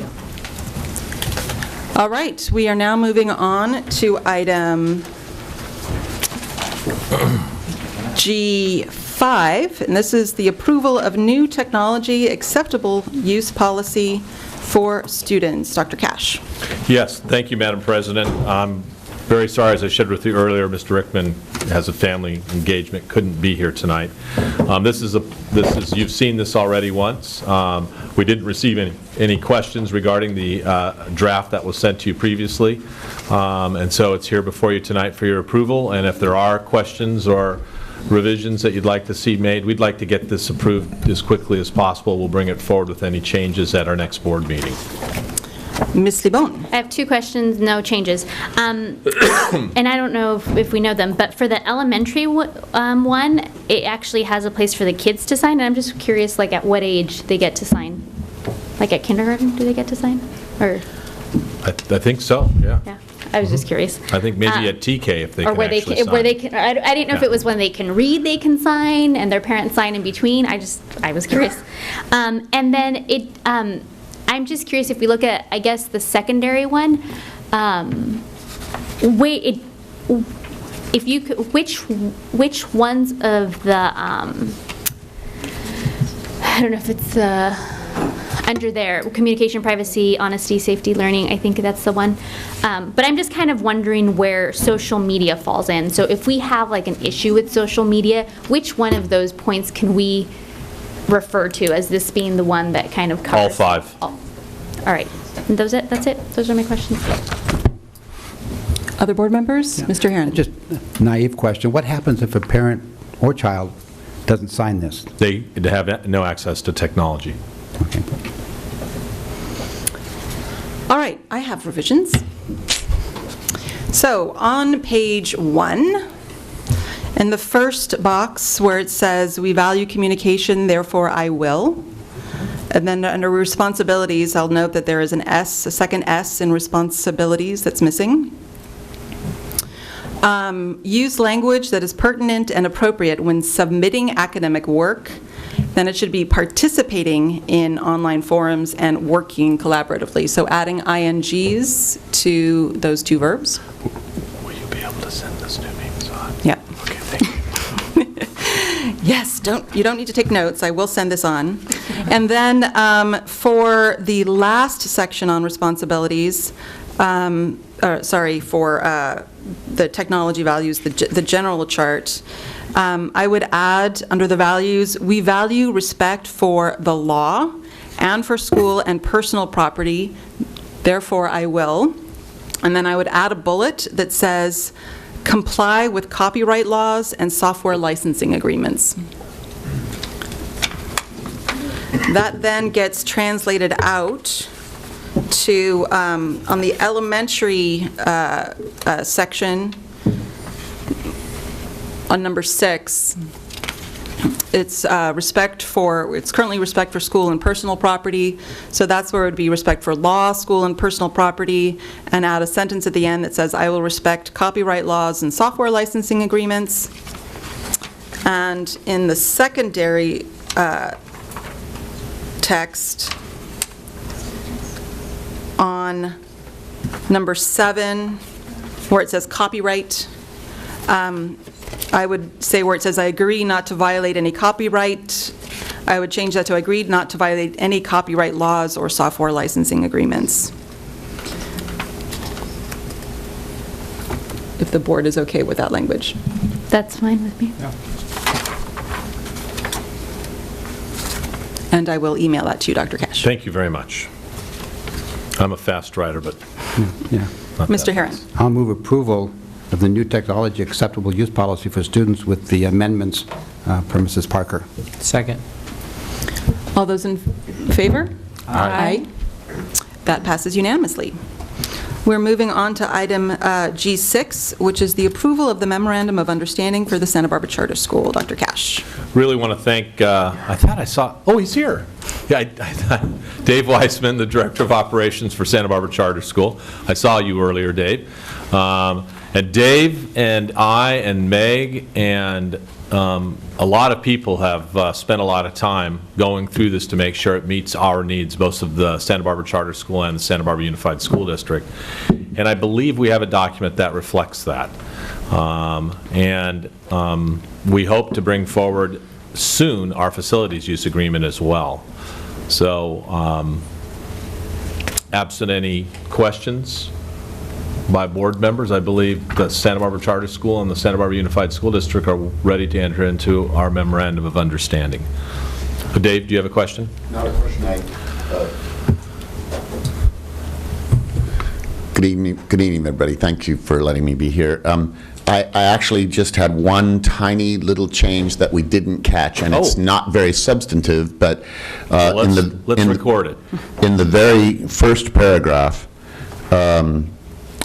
where it says Santa Barbara Charter School is operated by a nonprofit, we tried to change that but missed it in that first paragraph. We're actually incorporated as a nonprofit. As a nonprofit, right. And so that's the only change. Everything else is ready to go. Thank you. And you have mentioned that, so. Mr. Herron. Maybe I'm misreading something, but on page 7, the fourth line from the top, Sorry. the fourth line from the top on page 7. I don't know why it goes 2 pages at a time. We need Mr. Tedeschi. I know, you do. Well, there's a word not, and it says there's going to be a cash fund not to exceed $1,000, which $100 may be petty cash, may be established with an appropriate ledger to be reconciled monthly by the charter school business officer, who shall not be authorized to expend petty cash. Who spends the petty cash? Generally, why would the charter school business officer not be allowed to expend petty cash? it's my understanding that in general accounting practices, you don't want the person who signs the check also to be the person who monitors. So therefore, our business officer, and as you can imagine, in our small organization, we have people wearing many, many, many hats. But our business officer cannot write a check at all. Rather, our administrators, both Ms. Abrams, Director of Education, or myself, we're actually the only two authorized signatures on our account. Okay, thank you. Ms. Simone? I have a question. On page 5 of 16, it talks about the LCAP, and I'm just curious if the charter schools have to have 2 public hearings as well? No, only one. Okay. All right, Only so one they- is required by law. All right. Okay, that's it. Any other questions or comments? I will just comment, phew. I am so glad that we're at this point, and I feel like this language is much more precise than what we had before and complete, and I really appreciate the work that all parties have put in on this, and I think it's going to be a great MOU, so thank you. So is there a motion? I make the motion to approve the Memorandum of Understanding for the Santa Barbara Charter School. I second it. All right, motion by Dr. Paz, second by Idelson. All those in favor? Aye. Passes 5-0, and we will see you far more often than in 5 years. Thank you. Thank you. Ms. Limon? Ms. President, I have a question. I know that we did actually receive an email asking us about board participation, and I don't know if that was determined and if that will come to us at some future time. No, we can put it on as a future agenda item if we want to talk about that. Would you guys like that as a future agenda item? All right, absolutely. We'll talk about it at the next meeting. Great. Okay, well, at this point, we are moving to the conference agenda. Board members, does anybody need a 2-minute break, or are we okay? All right. I will move to item H1 then, the presentation of Family Service Agency school-based services for the 2012-13 school year. I assume that's the way that was supposed to end. Yes. So I jokingly was going to say, well, I think we're going to postpone this to the next board meeting and watch 5 wonderful women come up and beat the daylights out of me. Want to thank FSA for their patience and their understanding, and more importantly, want to thank them for their tremendous commitment to our families and our schools and the work that they do each and every day. So it's an opportunity for our board and the community to learn about the great work that they do. So with that, thank you.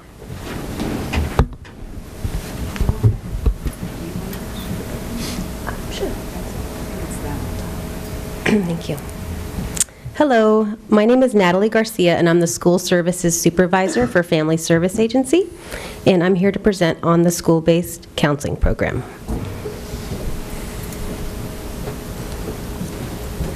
As you can see, we have 4 focus areas with which we provide services. I'm here representing the Youth and Family Services.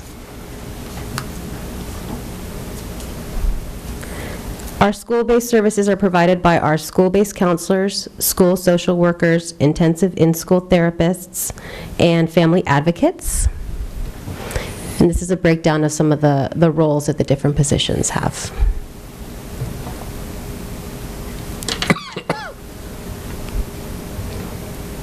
These are the types of services that the school-based counselors provide: individual counseling, small group counseling, teacher-principal consultation, critical incident response, collaboration with family service agencies, family advocates, and giving referrals, classroom presentations, parent consultation, education, classroom and playground observations, and SST meetings. Here is a list of the 12 schools in which we provided school-based counseling services last school year in Santa Barbara.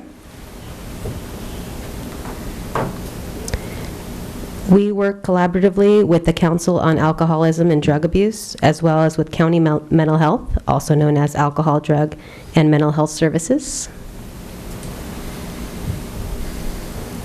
Services are provided predominantly by licensed marriage and family therapists and interns.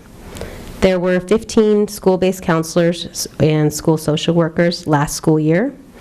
In an effort to meet the needs of monolingual Spanish-speaking parents and caregivers, 8 of them are bilingual in English and Spanish. Counselors meet with parents, teachers, and students to establish counseling goals. Progress is monitored regularly and every 3 months. Last school year, 75% of the counseling goals were achieved by students. Here is a list of some sample counseling goals. Decrease the number of negative behavioral incidents in the classroom, increase self-esteem, increase positive communication skills, increase positive peer relationships, learn anger management skills. Obviously, they do a lot more too. It's just some common sample goals.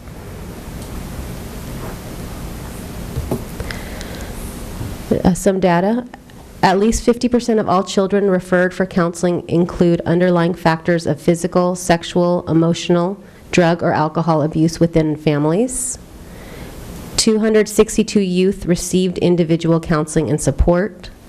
45 youth received group counseling and support.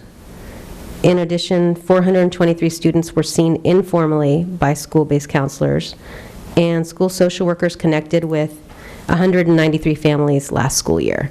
So this is just ongoing cases on the counselor's caseload that they met with weekly and regularly and had parental consent to provide services.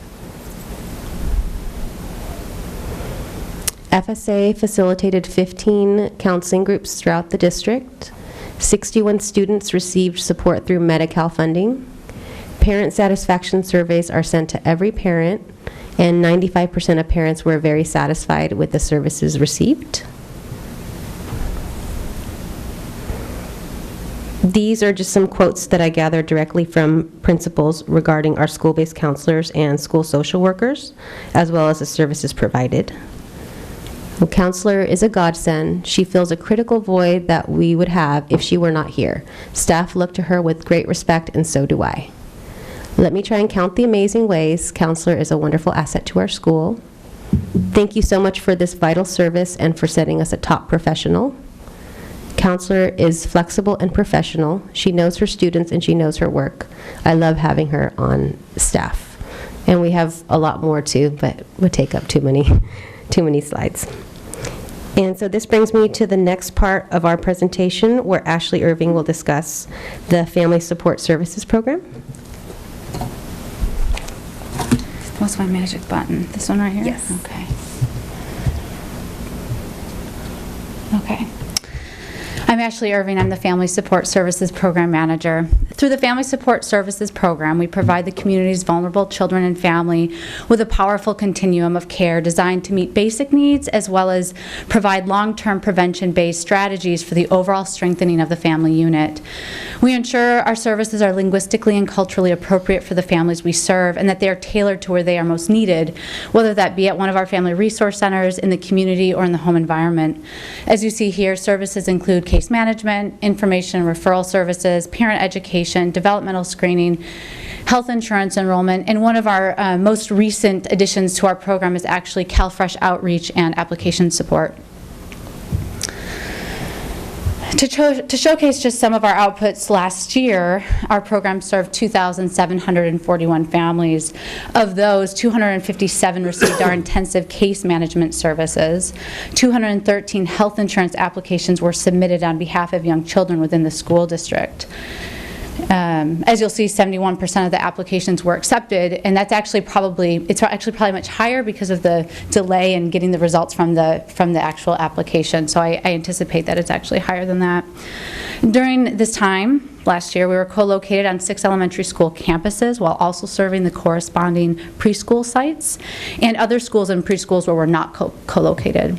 Of all those services provided, or of all the numbers served, 20% were from the community. So in other words, did not represent one of the sites in which we're co-located or had children who are not yet school-aged or in school readiness programming. Outcomes.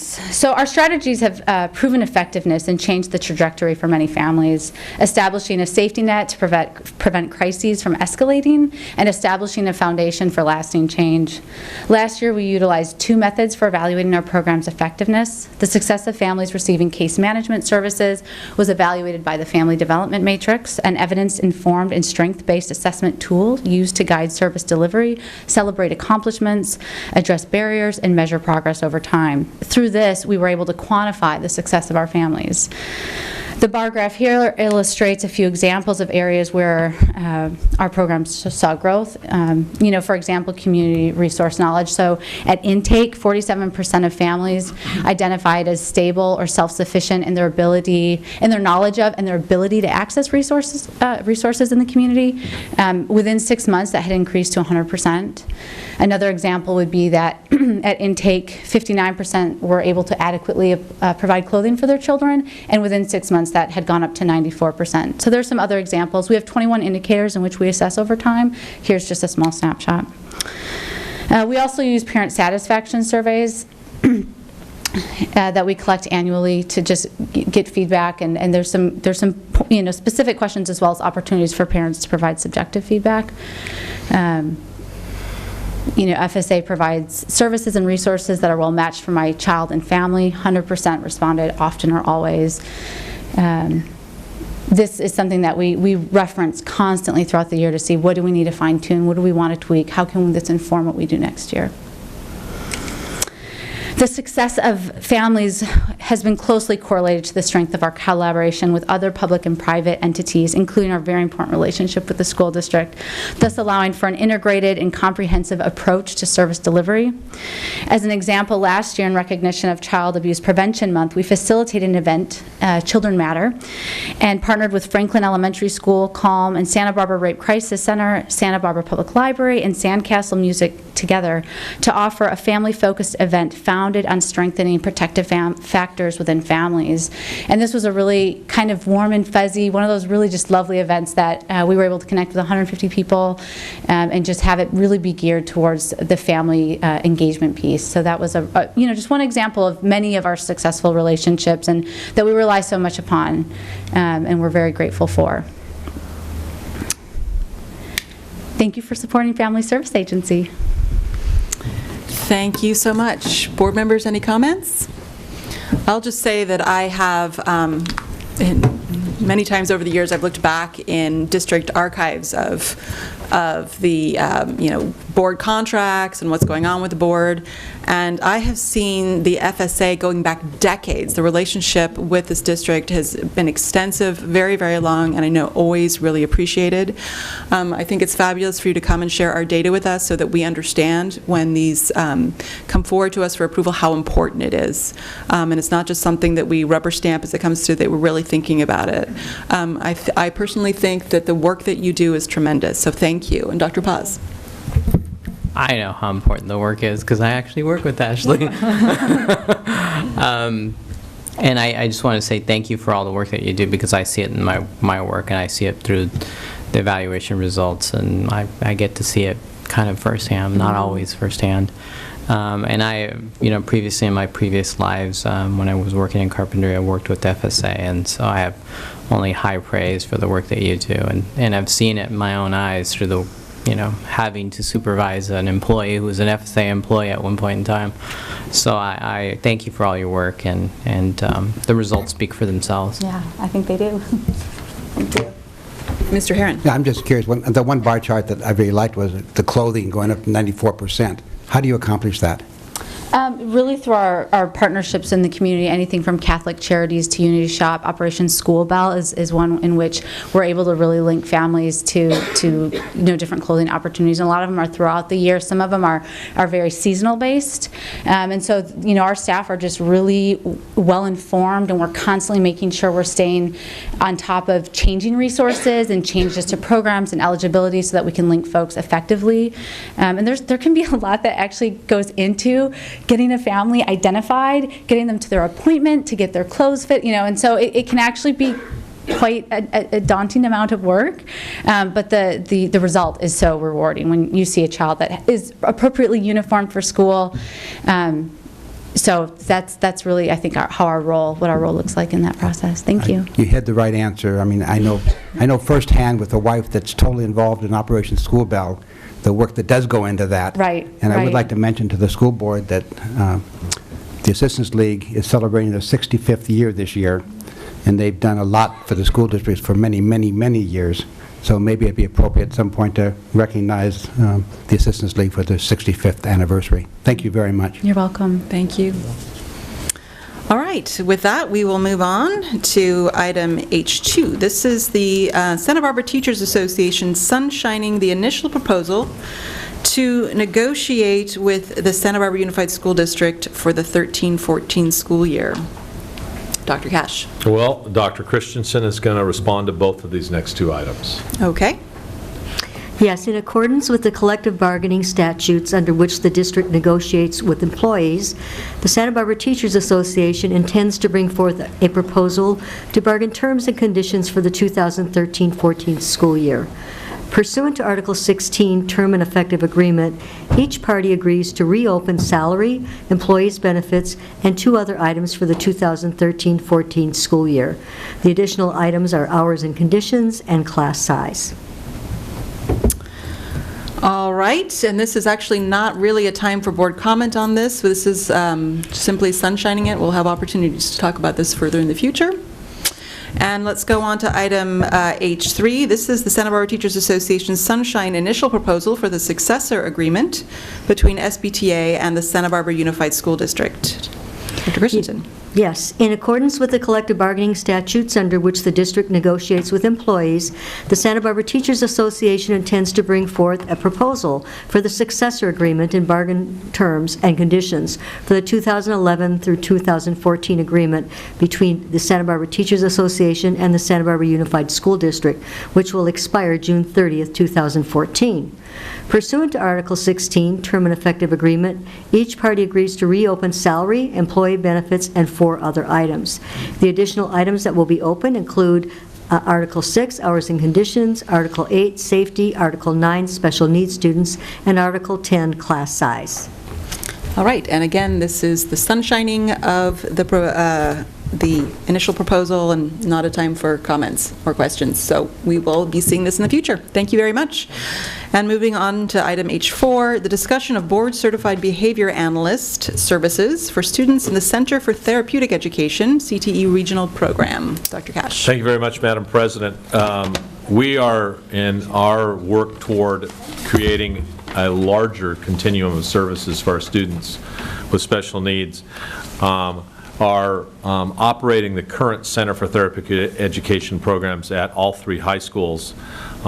This proposal, which we have John Shetler and Lauren Meyer, our director, and our program coordinator here can give you all the answers, but the idea is that we would, starting with this next school year, hire and be the employer of the board-certified behavior analysts.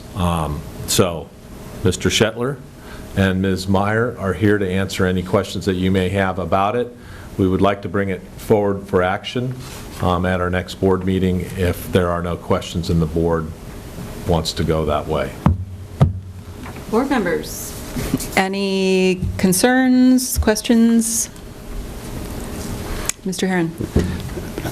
I'm always curious, what's the total expected cost? This says $49,900 to $72,000 for a specialist, but are there costs over and above that? No, and we currently employ a behavior specialist who works in programs outside of the CTE. She's on a teacher salary schedule, so I think that's where that number comes from. And that would be for a 1.0 FTE. But there's no other cost involved in the program? No. This is additional support in the CTE program. It's a behavior specialist who works with right now it's 49 students in 3 classes, and so she's a 20% employee in each of the 3 classes right now, but she's employed by SELPA. And so our proposal is that we take that position back and that we be the employer, and that we use that same support in our Santa Barbara High and Cleveland ED classes as well. Do you think that person's going to take the job? We had 5 applicants the last time we interviewed for this, and they were all quality applicants, and that was offering a teacher salary schedule. We hired our behavior specialist for the 2012-13 school year, and we've had her since then. How does our current staff feel about this? They're happy to have the support of the behavior specialist in the class. I don't think they have a preference about who the employer is. I can tell you it does add an extra layer when the supervisor and employer is somebody outside of the district. If there were any kind of conflict or issue, we'd be going through another agency to get support. Have you had a meeting with the staff to talk about it? Yes, we have. And they've given good positive feedback? Yeah, and the person who's currently in the position would have rights to the job with the district should she choose to come over, so they know that, you know, if she chooses to come and work for us, they'd be happy to continue on with her. Okay, thank you. Ms. Simone? I don't have any questions, but I just want to publicly note that this was actually discussed at the Special Education Parent Advisory Committee that met yesterday, and a lot of the questions or the comments that were kind of shared had more to do with I think the availability and like could someone bring it in, bring this position or this entity into their IEP. So I just wanted to share that because it was actually from a different lens, and I thought that it was really interesting to hear their questions, but there didn't seem to be any major concerns or objectives or objections in any way. It was definitely like, oh wow, it's going to be, you know, this position is going to be in our district. Okay. Yeah, so yeah. All right, anybody else? Any problems with this coming forward on, do you want it on an action agenda item? It would be great if we could do it on consent. Is consent okay? All right, consent at the next meeting. Mr. Herron? There may be objection to it, so... we can pull it. We can pull it, okay. So keep that in mind. All right, now we are on H5. An update on the district strategic plan. Dr. Cash. Thank you very much. I thought it would be a good idea to provide the board, since we're 1 year into the strategic plan. Can we put this up on the... Boy, we need Conrad. And Substitute. can you go to the next slide, please? Thank you. So what I wanted to do first was tell you about our accomplishments, the work that we have completed. We have completed our professional learning plan, which was action step 3B. We have new human resources practices for recruitment, hiring, and retainment of staff. I discussed some of those last night in the State of Our Schools address. We have developed, we negotiated, and we're implementing a professional learning community process.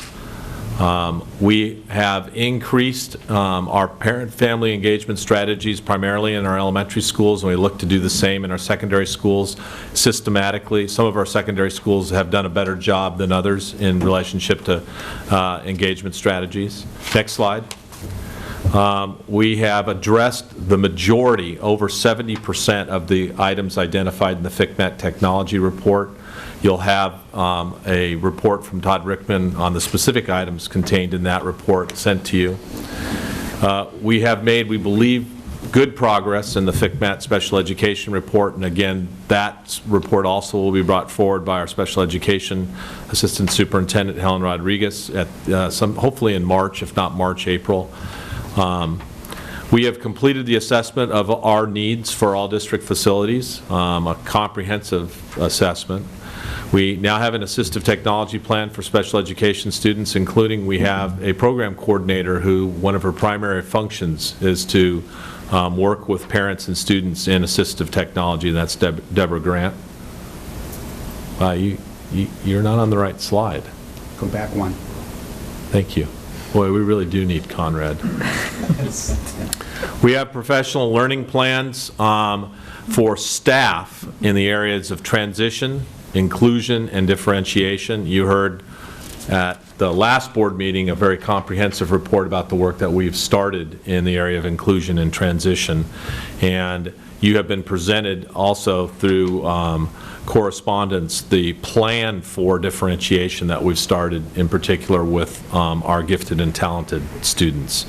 And you will see soon work that we're doing in relationship to differentiation with our general education teachers. Next slide. Continuing with the accomplishments, we've piloted counseling interns from UCSB at one of our high schools, San Marcos High School.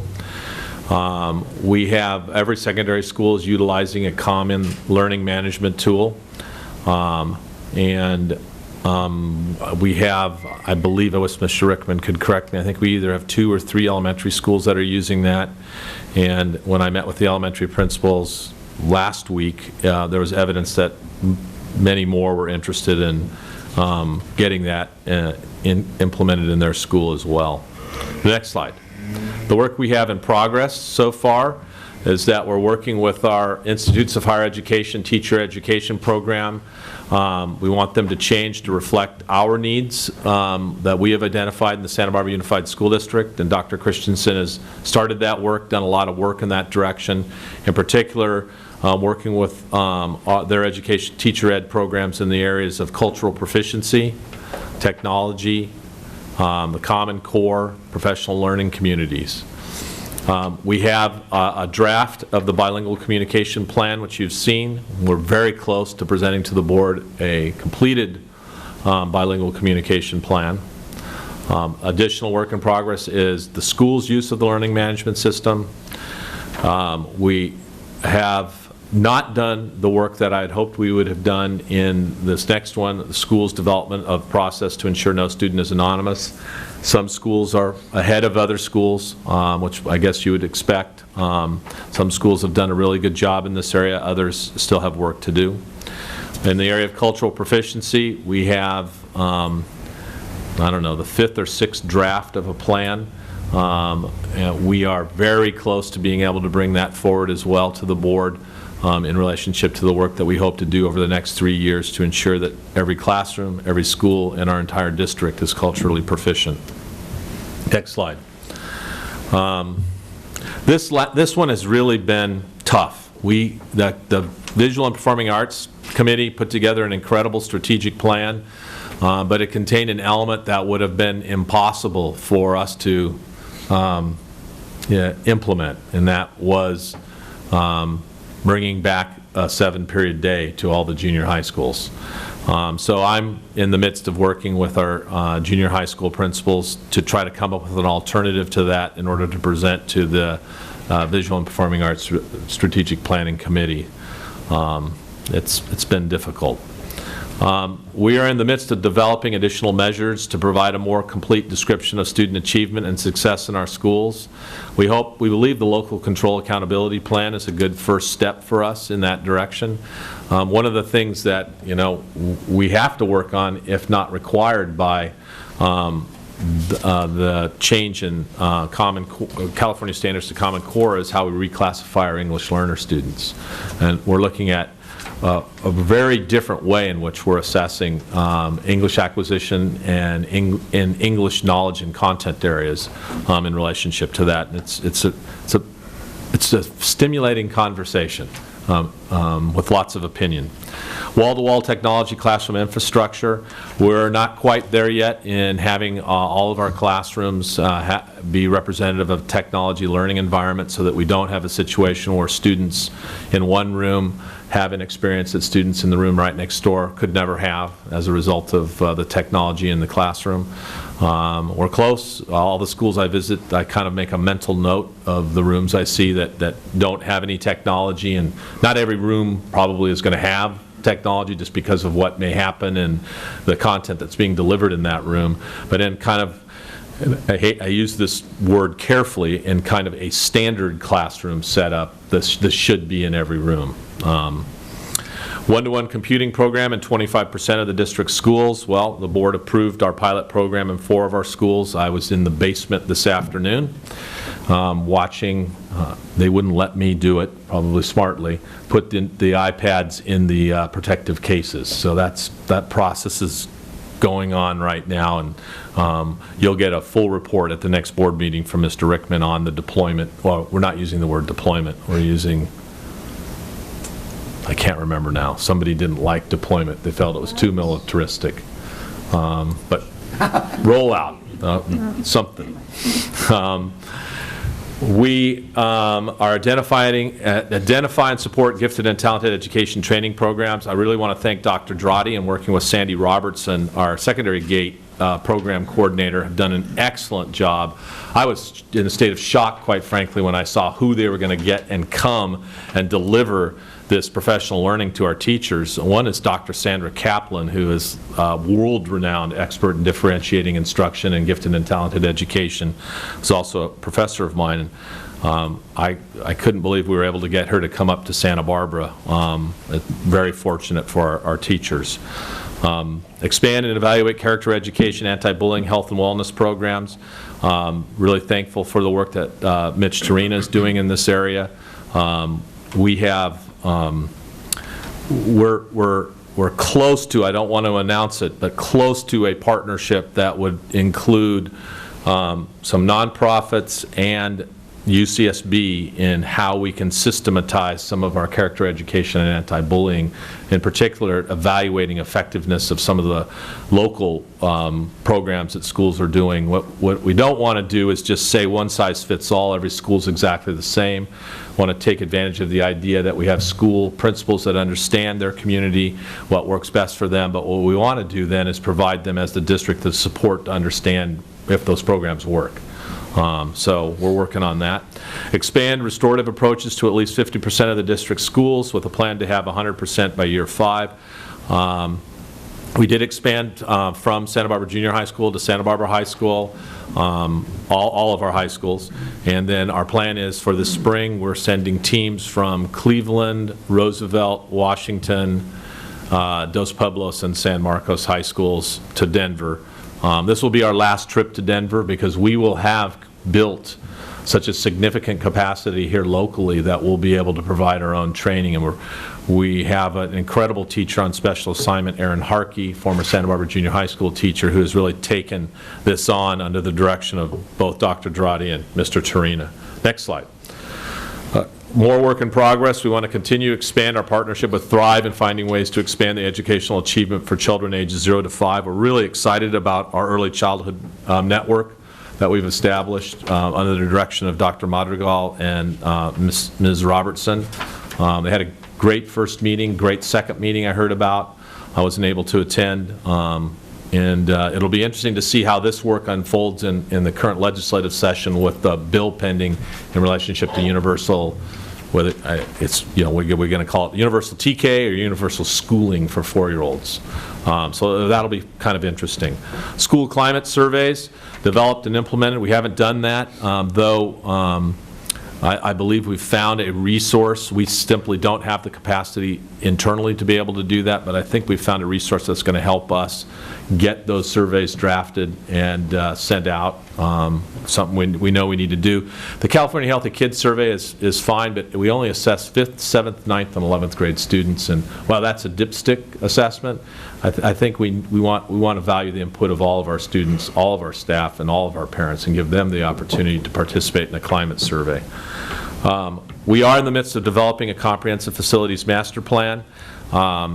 There's a lot of meetings ahead of us in relationship to this, and we think our ambitious timeline had us presenting to the board at a facilities master plan sometime in November, December of this year. I'm thinking it's probably more around January of 2015 that we'll probably get it done. The group that we've hired is very detail-oriented and systems and process-oriented, and they're going to talk to a lot of people and do a lot of work. So it's going to take a while to get to all the school sites. And that concludes my update. Phew. Okay, board members, comments? It's a little work in 1 year. Yeah. Just one question. Can we get an update on the number of parents who have done the school climate survey that we have in process right now, just for information purposes? Yep. Any other comments? Anyone? I just have a general comment. I think we're doing a lot, and I want to thank all of our district staff because I look around and everyone is juggling multiple big projects that are happening. But I do also want to just say that this has actually been a really great document, and as a board member who started on the board without a strategic plan, and with the strategic plan, I never imagined how many times I would go on to look for what's in our strategic plan, and it's been a little bit of a habit that I've also helped members of the public go on and look at our strategic plan, look at what we're doing, look at what we're doing. So it actually has been really a useful tool for me as a board member as well. So I just want to thank Dr. Cash for leading that initiative to make it happen, because it's been very helpful. Dr. Paz? I was going to add to Mr. Herron's request for information about parents. I would love to see this, broken down in terms of the various schools? What were return rates for the various schools? Did we get a higher at certain schools? Why? What's the story? On the climate survey, Yeah, okay. that would be really great. And also, I just wanted to echo the same comments. As a newer board member, I find it really a great tool in terms of sort of what we're holding ourselves accountable to, in terms of the work that district staff is involved in. But ultimately, I have to hold myself accountable for all this too, because if we don't say, hey, what's happening with this, and it's not just the staff, it's us as well, because we have to be cognizant of what we are saying to the public and saying, are we accomplishing this or are we not accomplishing it? So I find it a really great tool. Thank you. Mr. Herron. Yeah, just want to make clear what I was saying. I think I agree with Dr. Paz. Is I don't want the whole report. Yeah, we can't give it to you. No, right now. I know. I don't want a rundown of the whole report, just how a response is coming in. Sure. By school. Yeah. When I look at the work that's been done and the work in progress, it's a lot. And I'll echo the thanks that other board members have said. I feel like my concern is, of course, as a board, we would like everything that's on the strategic plan to have been done yesterday. But I feel like that even just with the Common Core transition, which isn't a huge part, I mean, it's part of student achievement and student success in a general way, but it was not a really specific part of our strategic plan. That alone is overwhelming. And it's overwhelming for the district to be going through it. It's overwhelming for teachers on sites to be going through this change. So I have this sort of push-pull of, I want it all done yesterday, and I'm really concerned about overwhelming district staff and certainly teachers in the classroom. What are the things that we're doing that if we're pushing too hard are going to actually interfere with student learning because they become a distraction or affect teacher morale? And so I look at the list and of the things that are work in progress. We have a lot of things that we're supposed to be doing within 2 years that aren't even a work in progress yet. And one of the things that we said when we did this plan was that this was a dynamic plan. And I think it's really important that by this summer, we have a special meeting to review it in depth again and shift things as needed, slow some things down, reprioritize other things. I really appreciate the work that's being done. I just want to be careful that we stay on top of this and that we don't just get locked into what we originally said, that there may need to be some changes made. So I would hope that this will come back to us, that we schedule a special workshop on it and treat it as something that needs to move with the annual times and make changes as we need to. Agreed. Agreed? All right. Thank you. All right. This brings us to, if needed, return to consent items designated for discussion. This is I, and we do have a consent item to return to, and it's item F6, and that was Mr. Herron. Thank you, Mr. Parker. I have no problem with the... Is that working? No, I have no issue with the actual item, but it raised a red flag with me when I read that we're only doing 2/3 of the mechanical system with the budget that was allocated, which means to me that there's $1 million of work not being done, and therefore my question is, are we still planning to do it, or are we, and if we do plan on doing it, what are we taking the money away from because we don't have an extra $1 million in the bond money? So who's making the decision on whether or not we do 100% and take something else away, or not doing 100% and leaving something? Again, I don't know what another 1/3 means to San Marcos. Is half the school going to be, or 2/3 of the school going to be in great condition, and 1/3 is going to be awful for the next 15 years? Or, what are the plans with that? Because we evidently didn't allocate enough money for that one item on the bond list. All of the above, Mr. Herron. Yes, you're correct. We did not allocate enough money during the planning process. Could have been due to any number of factors that I won't go into at the moment, but right now, my direction has been to bring agenda items to the board that are not over budget, causing something else not to be done because the board has set the priorities. Towards the end of the bond fund, the board will have an opportunity from now until then to keep an eye on the overall budget and if there will be money left over at the end. If there's money left over at the end and the board and Dr. Cash wishes to go back and address some of these other areas, we can do that. Otherwise, they would be postponed to a future capital campaign. Perhaps, I'm not sure, I didn't do all the assessments. Telecu is in charge of that, but you have to remember that at the time, I'm not sure how many buildings at the very beginning of the planning stage were identified.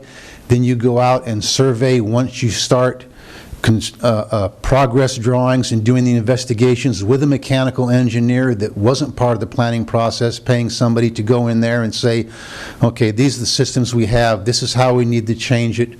We not only need to change the units out, we need to change some of the distribution areas out because they're failing, different types of heating, ventilating units, any number of things could have affected the original budgeted amount, causing it not to be enough money to do everything we'd hoped we would do.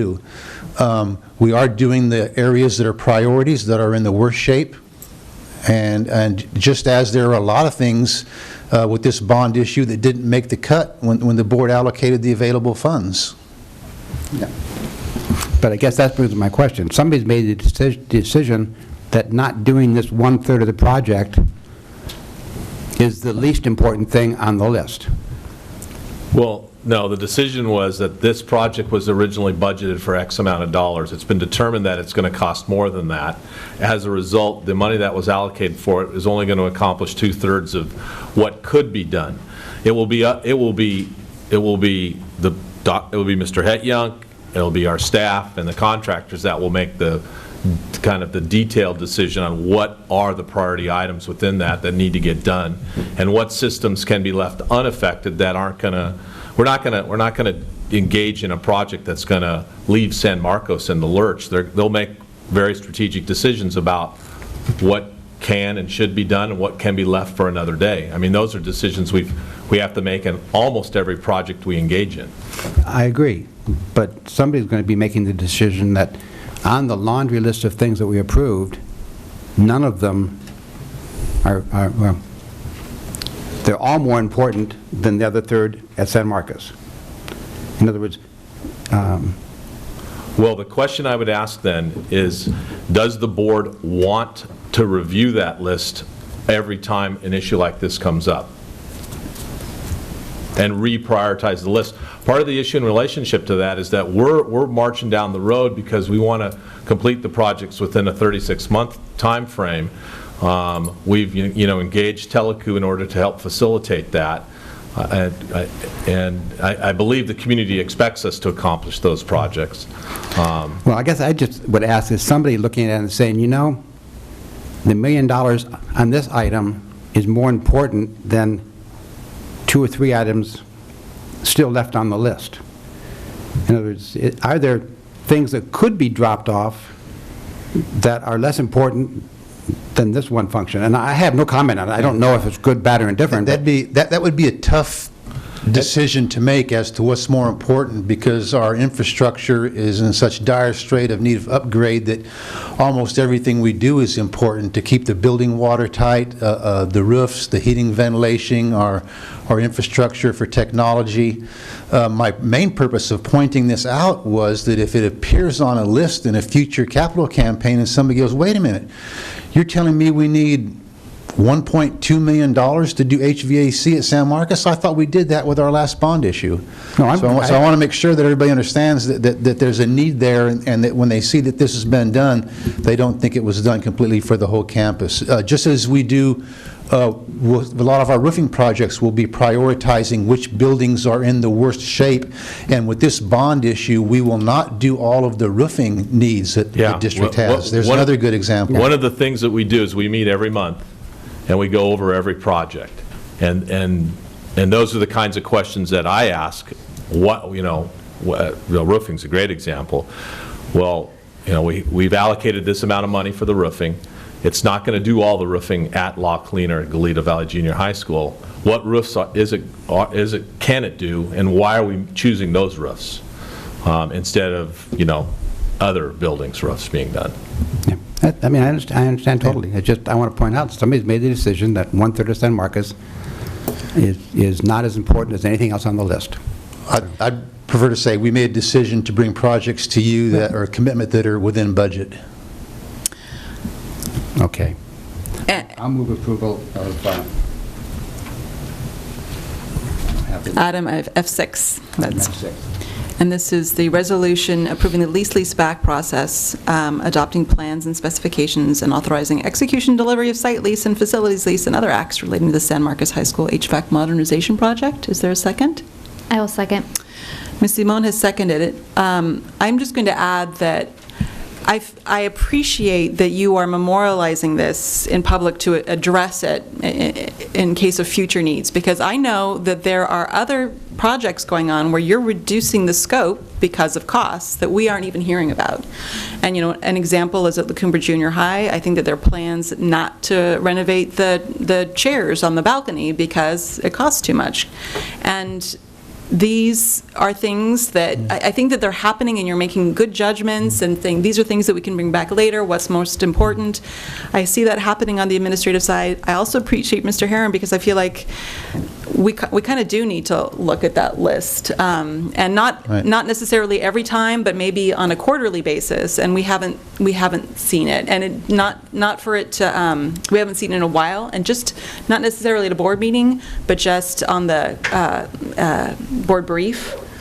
Yeah, I tried to send it to you. Yeah. I guess you couldn't open it. I could never open mine. It's interesting because I could open it every time I looked at it. So you're getting hard copies of it this week. Okay, thank you. So it's a complete update on all the projects. All right, we have a motion. All those in favor? Aye. And that passes unanimously. Thank you so much, Mr. Hetjank. We are on to coming events. We've talked about a lot of those. We have future agenda items. We do have a regular board meeting on the 25th, then March 11th, and a special board meeting on March 18th to talk at an unusual time at 3 p.m. to talk about board policies.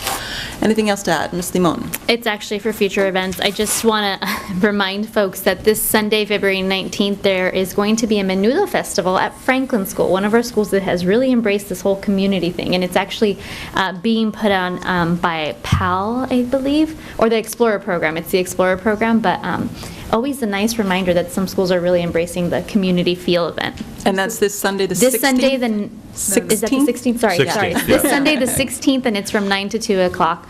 So I wanted to remind folks, I don't know how many of you are Menudo fans, but who wouldn't be a Menudo fan? I love a it. vegetarian wouldn't be. Yeah, okay.